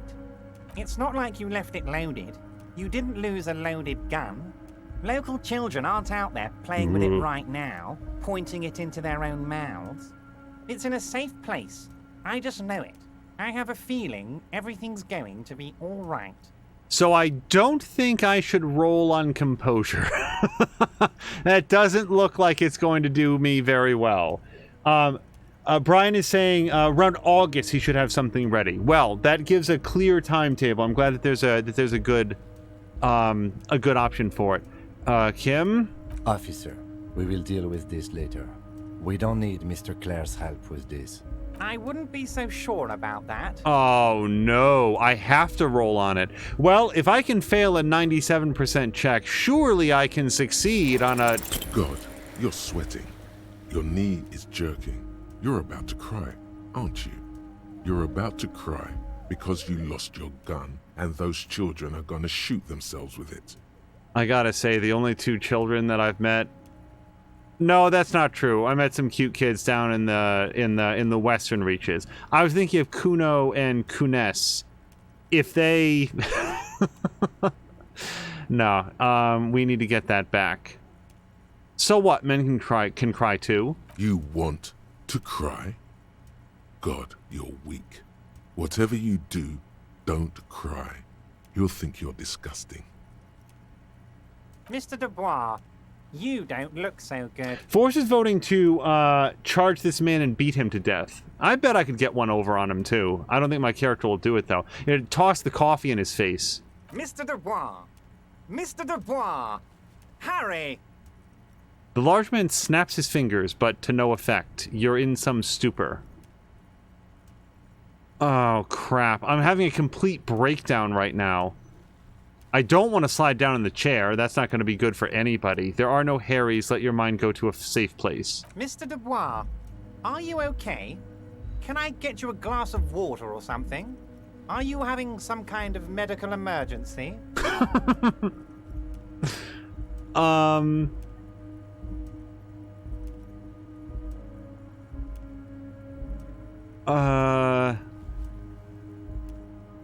I don't want this man's water, but I also don't want to keep sliding down in the chair or to complain that I'm melting. I will sit upright. What an odd demonstration of... you got me, Harry. I don't even know what. As entertaining as it was, I'm afraid we're wasting our time. And I'm an extremely busy man, as I'm sure you are too. Okay, enough. We are here to ask you some questions pertaining to a murder investigation. It is about time to stop embarrassing yourself. Questions will help you regain some of your lost dignity. Oh, Volition, you are just preaching to the choir here, man. I wanted to do that from the start. So...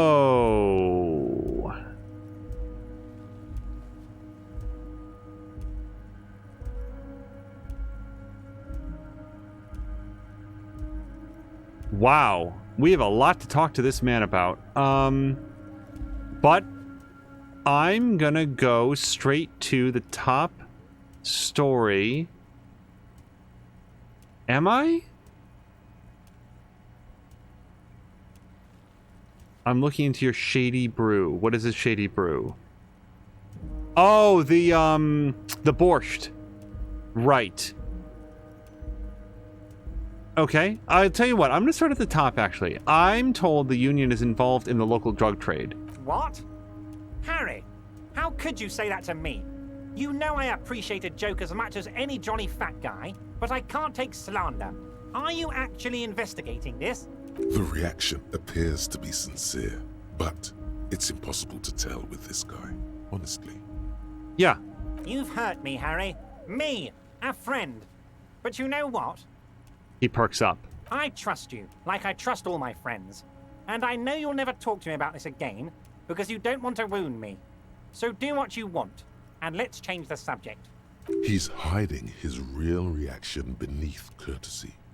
Forrest is voting to put anthrax in his Twinkie, and also in response to Brian saying that he saw a Dodge Challenger Hellcat at the dealership, Forrest is saying the chair of the math department drives one, and it cracks me up. Just a mild-mannered math professor driving a car like that. Yeah, that is a beast of a car.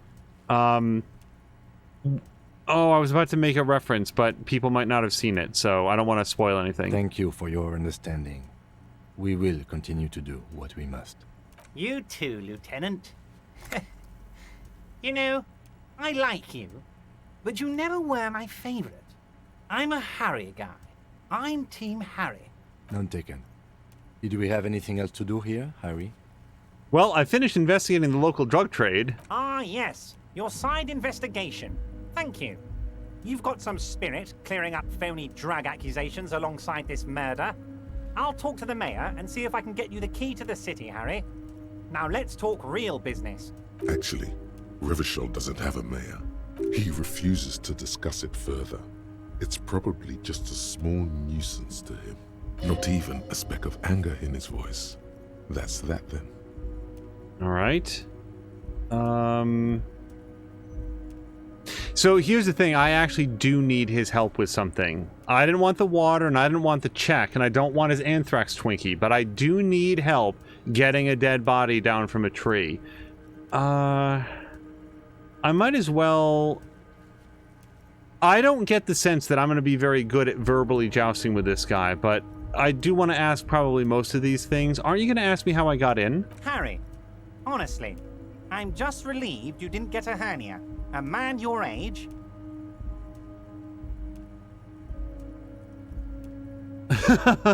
My body's going to break down at any moment now, probably pushed it to the limit.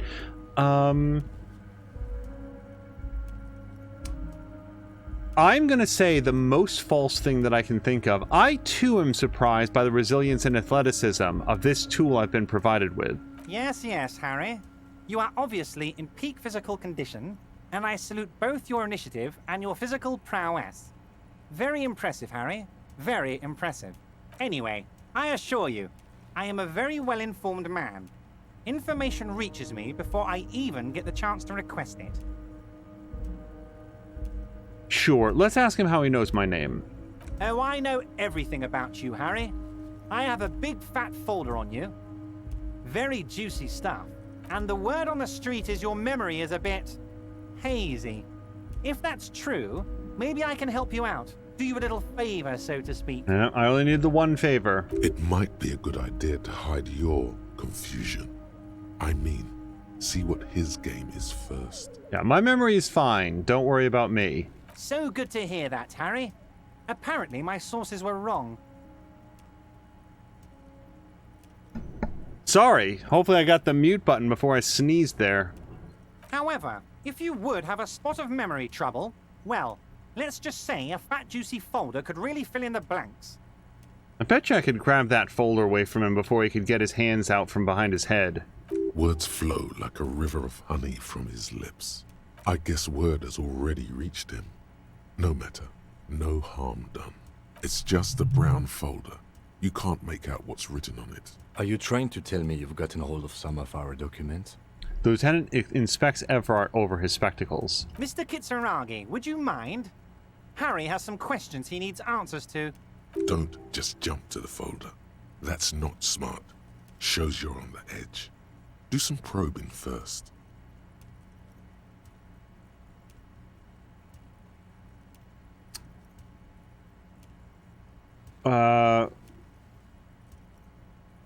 I don't know, man. It's a 92% chance. I'm real good at drama.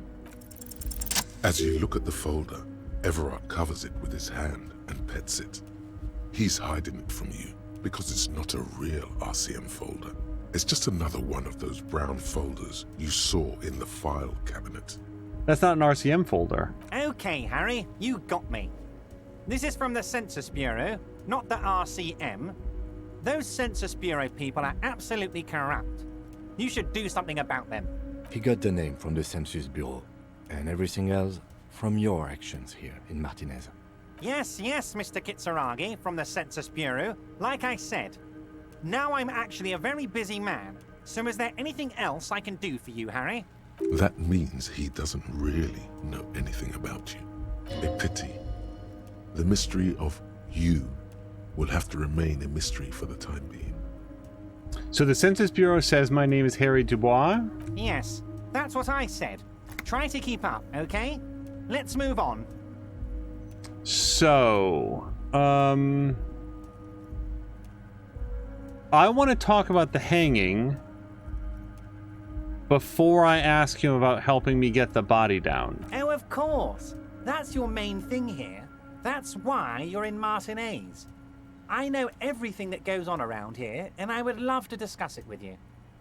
I mean, it's no secret that the lynching is connected to the strike. So much to talk about. Honestly, it's been weighing on me so heavily. I understand you need to interview me. Say nothing. Harry, had you asked me earlier, I could have used your help in dealing with a certain weasel. It would have really solidified our friendship. Sadly, the moment has passed and the weasel's back in its den. Nothing to do about it now, so get this. I'm just going to give you the information because I like you, Harry. There's a 90% chance that he's talking about crypto-fascist Gary. Because who else would he be talking about that when somebody went back into their den?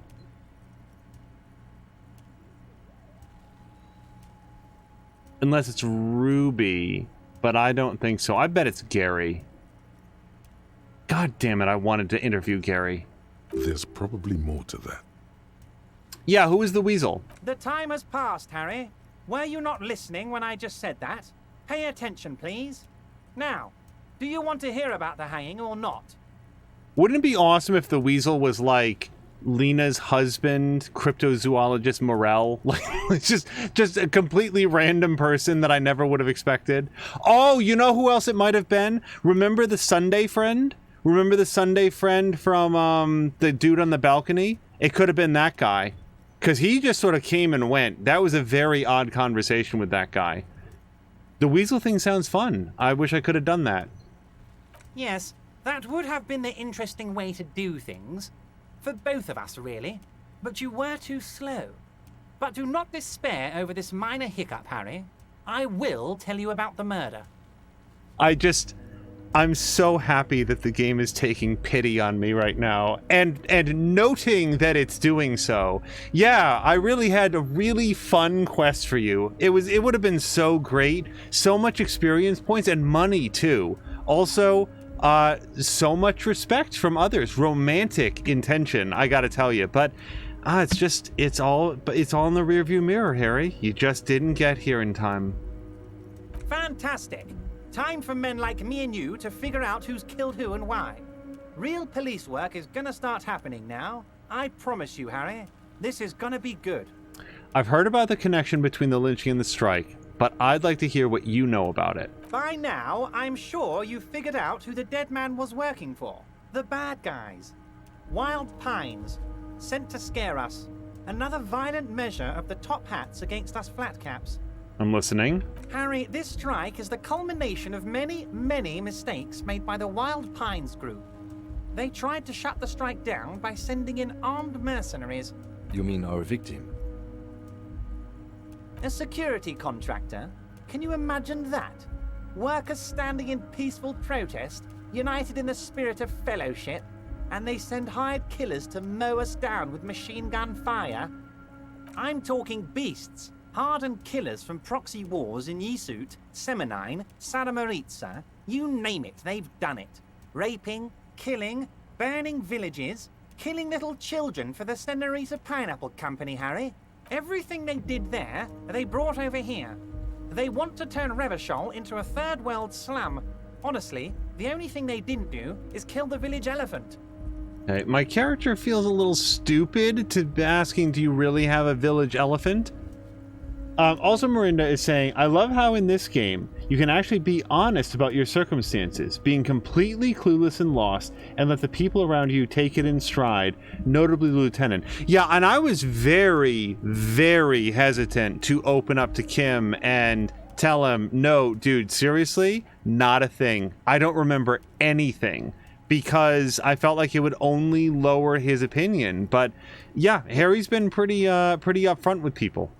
No, Harry, the elephant is metaphorical and so is the village, but the mercs and their brutality are very real. All right, go on. Now, I haven't personally witnessed the brutalities out there. I have the luxury of staying in my container, you see. If I need to go somewhere, they just move my container.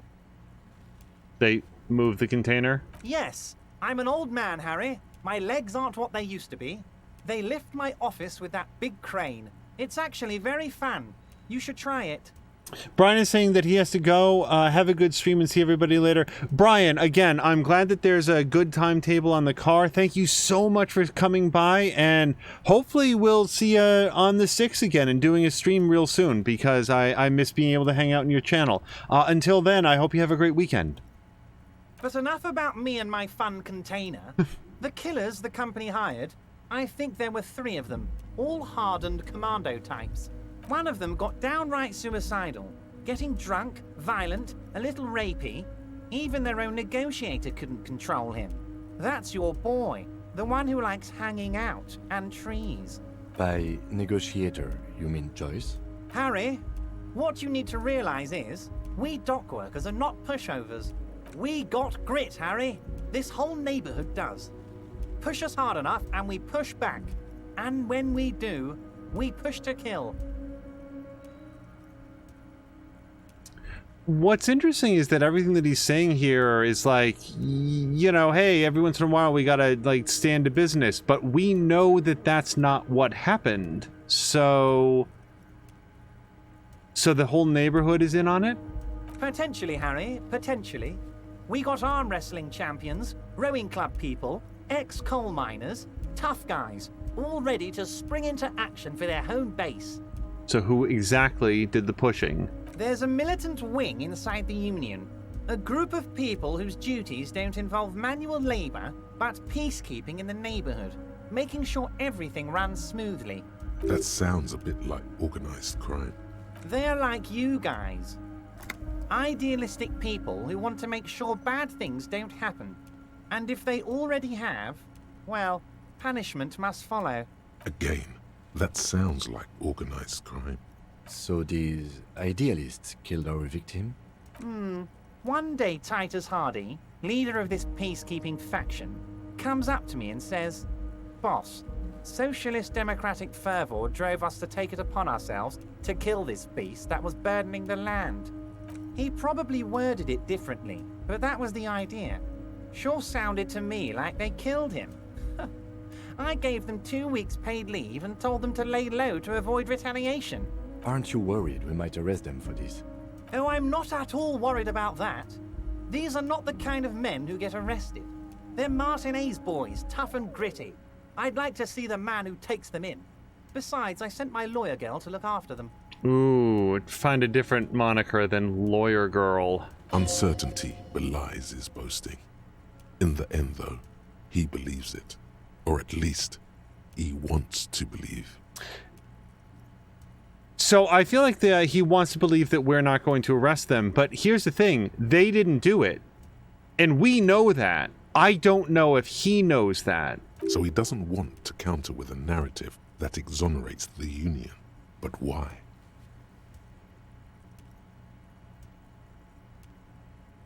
How do you know the mercenaries were hired by the shipping company? How do I know? Let me tell you about these people. That's their MO. It's what they do. Last winter, some poor workers in Terminal E went on a little strike. The company sent in Sediment, a security contractor. The strike was over the workers' right to wear protective footwear, Harry. These guys turn up and start beating people. Tell you what, Harry, I wouldn't be surprised if we got the same mercenary company after a little rebranding. And I'm sure as hell not surprised to see an army of scabs under my gates. So you believe the scabs were organized by the security contractor? You said it. Hell, one of those guys looks big enough to take down that proverbial elephant. Boys like that don't just happen to show up during strikes. Here's the thing. In this, I know that Kim doesn't want to take sides. I do. And between the violent paramilitary organization and the union guy who's a big asshole and I don't like him, I'm still gonna go with the asshole union guy. So the name of the company is Krenel this time. It might have been Sediment before. In other words, I'm gonna like share what I know. Of course. You're always one step ahead of me, Harry. I'm no genius. I'm in this position because people like me. The remaining mercenaries are organizing a tribunal to take on the Hardys. Tribunal? That sounds serious, Harry. We union men should be shitting ourselves. I wish you hadn't told me that. I'm gonna lose sleep over this. Let's change the subject. He's clearly happy about the tribunal. You don't seem too worried about it. This is the opposite of the response that I would have expected. Why on earth would he be happy about it? The only reason he'd be happy about it is if he wants the violence to take out one or more of the Hardy Boys and make the Union look like a victim of aggression? But that's not going to help him if the mercenaries continue to shoot all of the Union workers. I don't know. Oh, Harry, what do I really think about the tribunal? You're trying to climb to second base with old Everard before you've even courted him properly. He wants you to do more things for him before. Okay. So, you mentioned, is really just a lawyer, though. Oh, Liz is a bright one. I paid for that law degree myself, thinking it'll probably turn her all fancy. But hell, Harry, she came back a firebrand socialist. Sometimes she scares me with her zeal.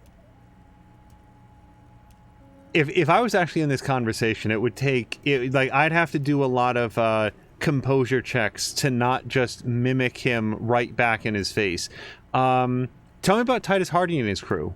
Oh, they are simply fine young men. All 7 of them. Exemplary union members. Always working to advance their position in the local socialist democratic movement.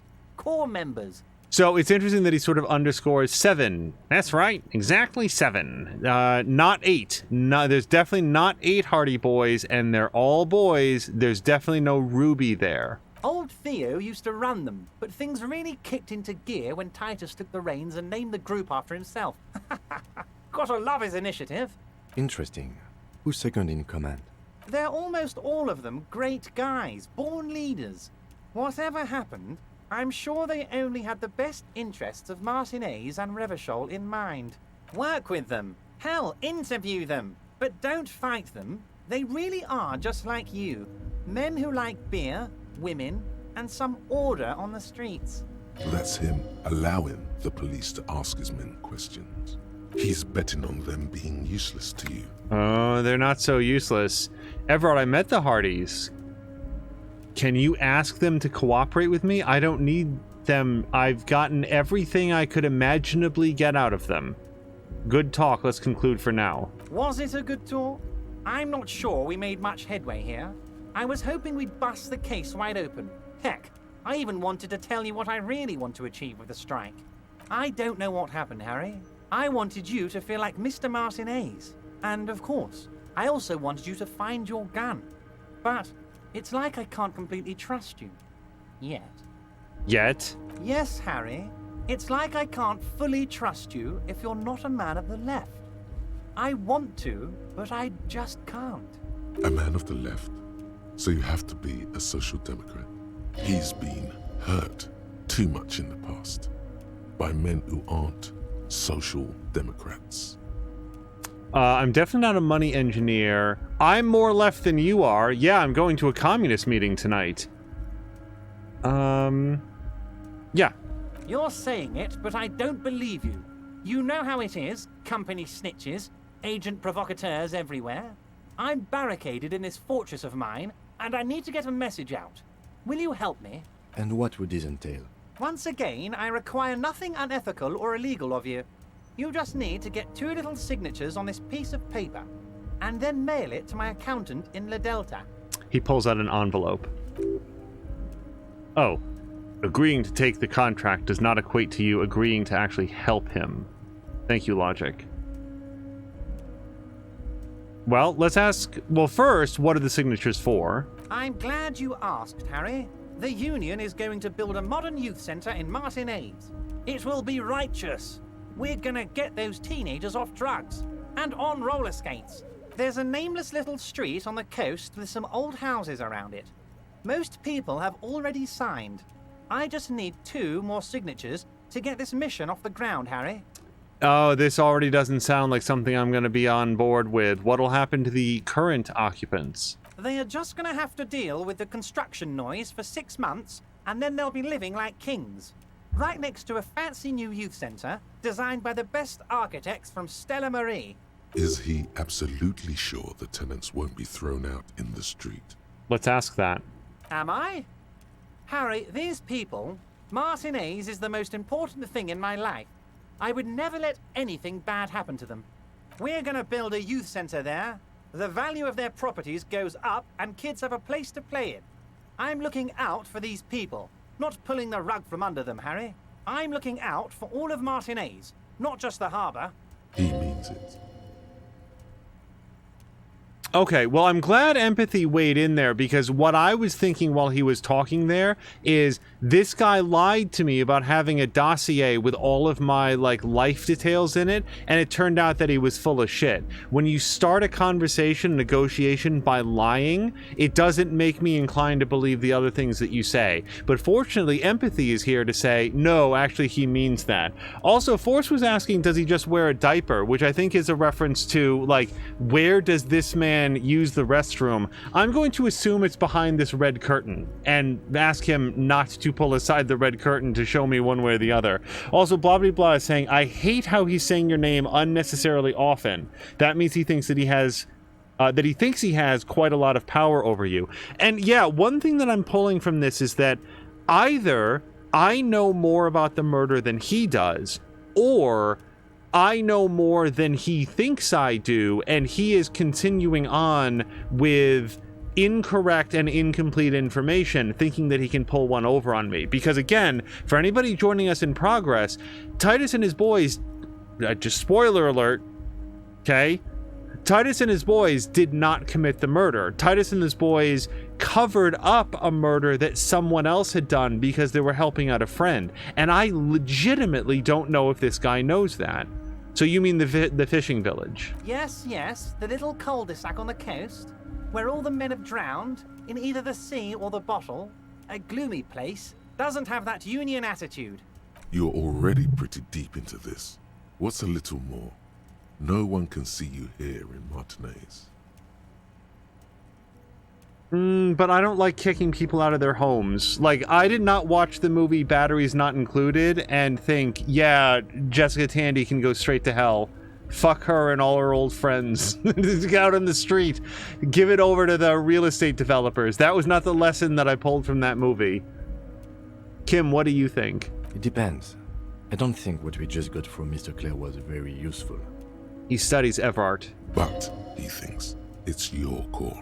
As I said, it weighs on me heavily. But once we get really talking, well, I'm gonna hand you the keys to Martinez, and maybe even help you figure out who's behind this killing. He's saying as little as possible, as vaguely as he can, deliberately omitting things.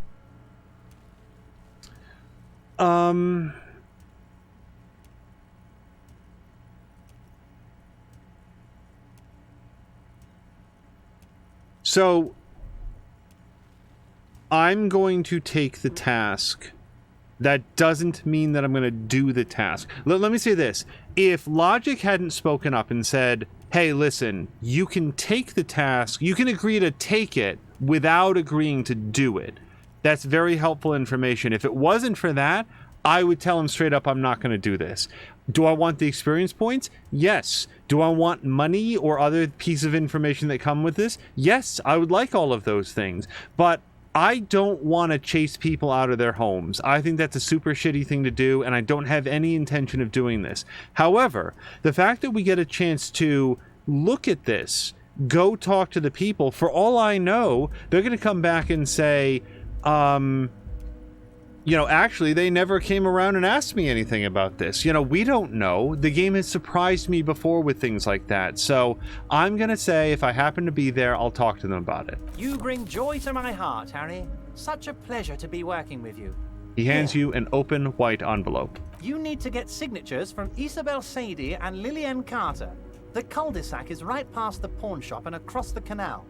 I heard there was some trouble with the waterlock, but it should be fixed now. Once you have the signatures, mail this to 13022 La Rocca in La Delta. Then I'll know you're a solid socialist. He runs his fingers through his thin hair. Can I just say how much I would enjoy? like immediately upon being handed the envelope, tell him I mailed the signatures. I so want to say this. Like, I really want to say this to see what his response would be, but like, I can't save it here. So I'd have to go through the whole conversation again. I am so curious what happens if you immediately tell him that you did it.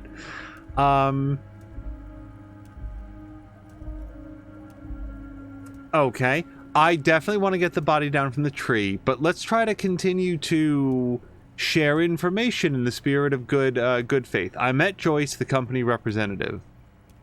Harry, you haven't even stood up yet. I don't think you're being on the level with me. You know, this guy sounds like he'd also be in BioShock. He's got that sort of, like, cadence to it. Oh, that's very nice. I haven't gotten around to her yet. I'm very, very busy, you see. I hope you're getting along. One thing I want to make very clear, Harry, is that this is not some kind of union versus corporation situation. Everyone is just pals here. Just pals. Yes. We're all trying to do what's best for Martin 8. Don't feel like you shouldn't work with her just because you and I are such good friends. I'm not a jealous guy. Whoa, that's so nice of him. Suspiciously nice. Yeah, I find it a little odd. Let's ask that. I'm just a nice guy, Harry. I wouldn't be where I am now if I wasn't nice. Politics is all about emotions, and I want you to have positive emotions when you think of me. Joyce said the previous union leader vanished under suspicious circumstances. Vanished?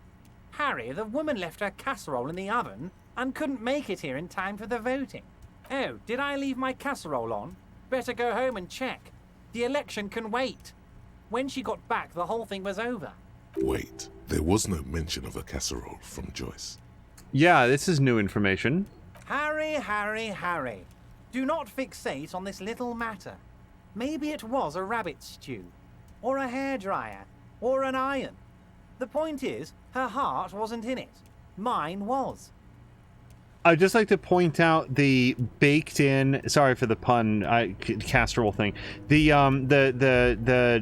self-evident sexism here, that she got too distracted to participate on the vote because she was busy cooking or with a hairdryer or ironing clothes. Those are the three things that he brought up on why she couldn't make it to the union vote.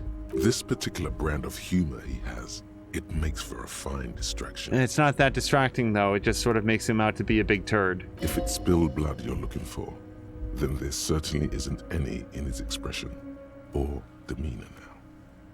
What happened to the previous negotiator, Mr. Gaumont? What do you mean, Harry? Nothing. I let him go. He made concessions for the company in previous negotiations. Why would you let an ally like that go? He's an old man, Harry. I wanted him to spend more time with his family. God knows how long he's got left. Did he call him this? Harry, I have little people in my organization. I would never call someone a midget. What is this? Honestly, I'm beginning to think you're a midget, Harry.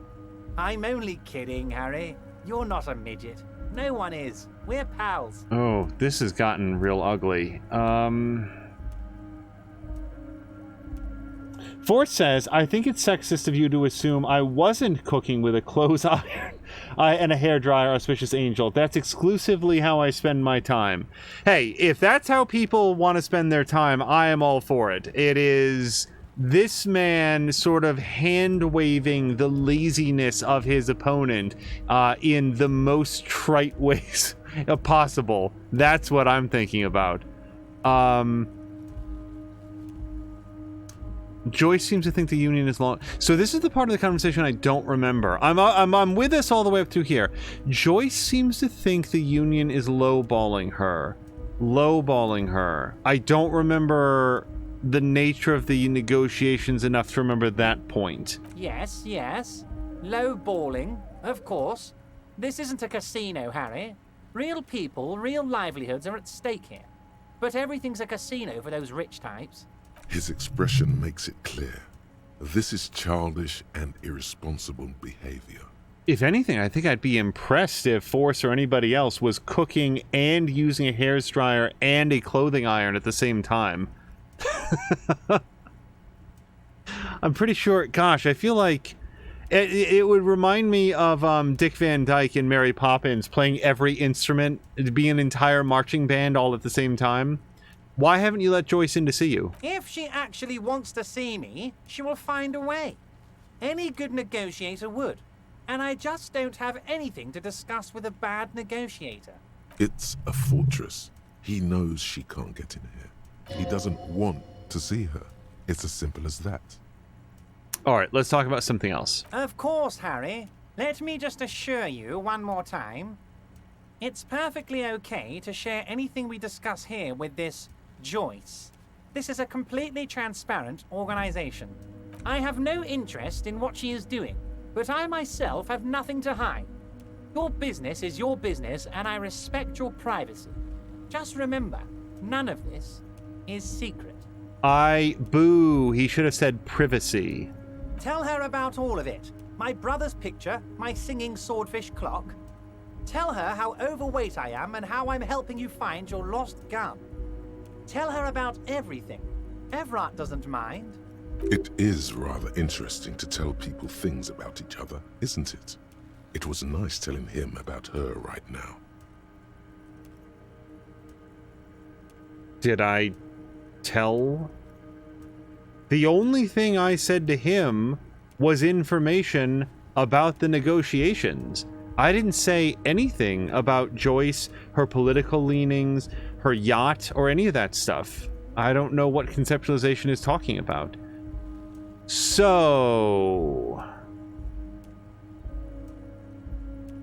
I want to get the dead body down from the tree. And like, guys, I just want everybody to know this has been internally my absolute top priority since the first day we played. This is episode 15. I've wanted to get that fucking body down out of the tree. You might have noticed there's one hanging on a tree behind the hostel cafeteria. Oh my. Don't take this question personally, but why would I get involved in this matter? Mr. Clare, the man was hanged with a cargo belt. A steel-reinforced cargo belt. It's safe to assume the Union had something to do with the murder. Besides, getting the body down would benefit all of us. It's a stain on the neighborhood.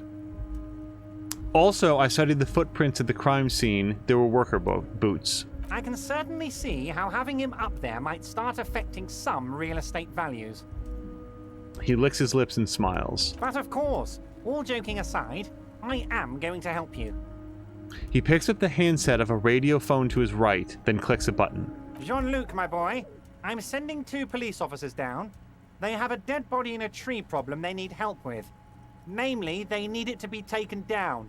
And Jean, please take it easy with the race science. That's a yes to getting the body down, no to the race science. He hangs up and turns back to you. Also, race science is an interesting euphemism that we've apparently chosen on.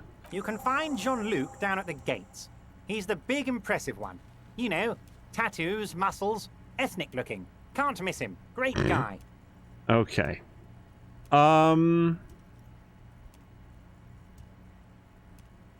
I don't know why I would tell him I'm looking into the Shady Brew until I've actually looked into it. Why would I want to tip him off about that? I want to have facts under my belt so that I can compare anything that he says about things that I know, and I only just got the Whirling Borscht quest, so I don't want to talk about my lost gun right now. I want to see if we can find Ruby on our own now that we can climb that ladder.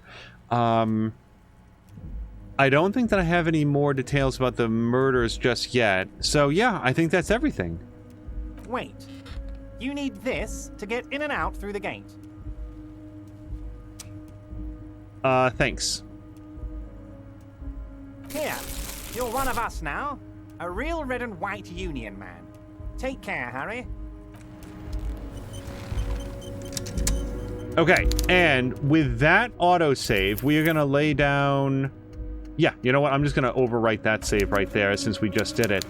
And now that was a real feel-good episode. I mean, not so much all the weird, like, you know, mockery of the overweight and the little people and stuff, but that's sort of what happens in this world. What I mean is that, as you heard at the beginning of the episode, I was feeling a little bit, not demoralized, but concerned that, you know, we spent the very first part of this episode looking through the journal and being like, I don't know. Guys, look at all the things I can't do, all the things that are locked out, and I don't really know how to proceed.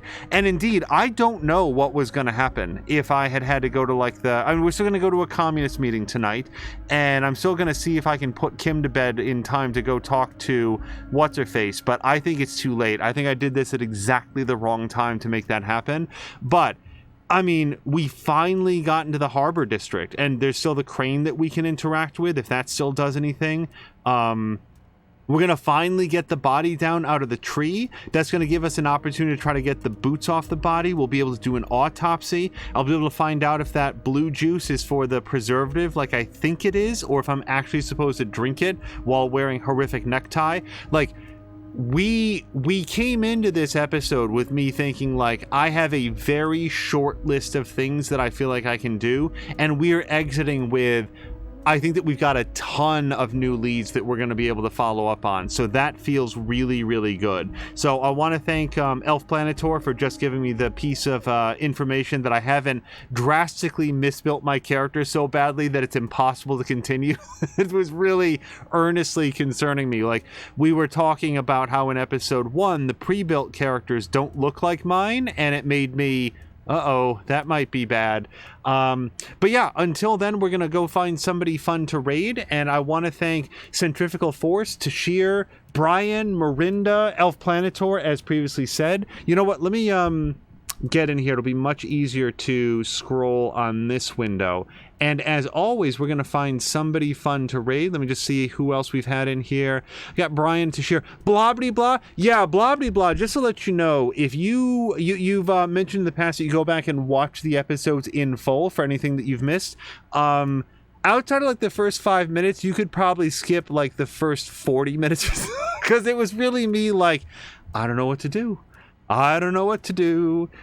So just, I think that you're very well caught up. Yeah, Moo has been in here. I know that Groomfy and Moo both raided over in quick succession. So yeah, thank you guys very, very much. Tashir saying, have a great night. Back at ya. And I think that what we're going to do is we're going to toss a raid over to Jägermeister, who is currently playing Celasta, Crown of the Magister. And I don't know that I'm going to be able to see very much of his stream this evening, but I'm very interested in trying to catch up on it because that is a 5th edition Dungeons & Dragons style game that my understanding is that it is very, very faithful to the source mechanics, which is interesting given the fact that, like, I've heard that, like, the ranger character has no option for an animal companion. That seems a bit odd. That seems unusual. So, I'm curious, like, in what other ways is it faithful to the source material if you can't play as sort of a pet companion guy as a ranger? That was always sort of my preferred build there.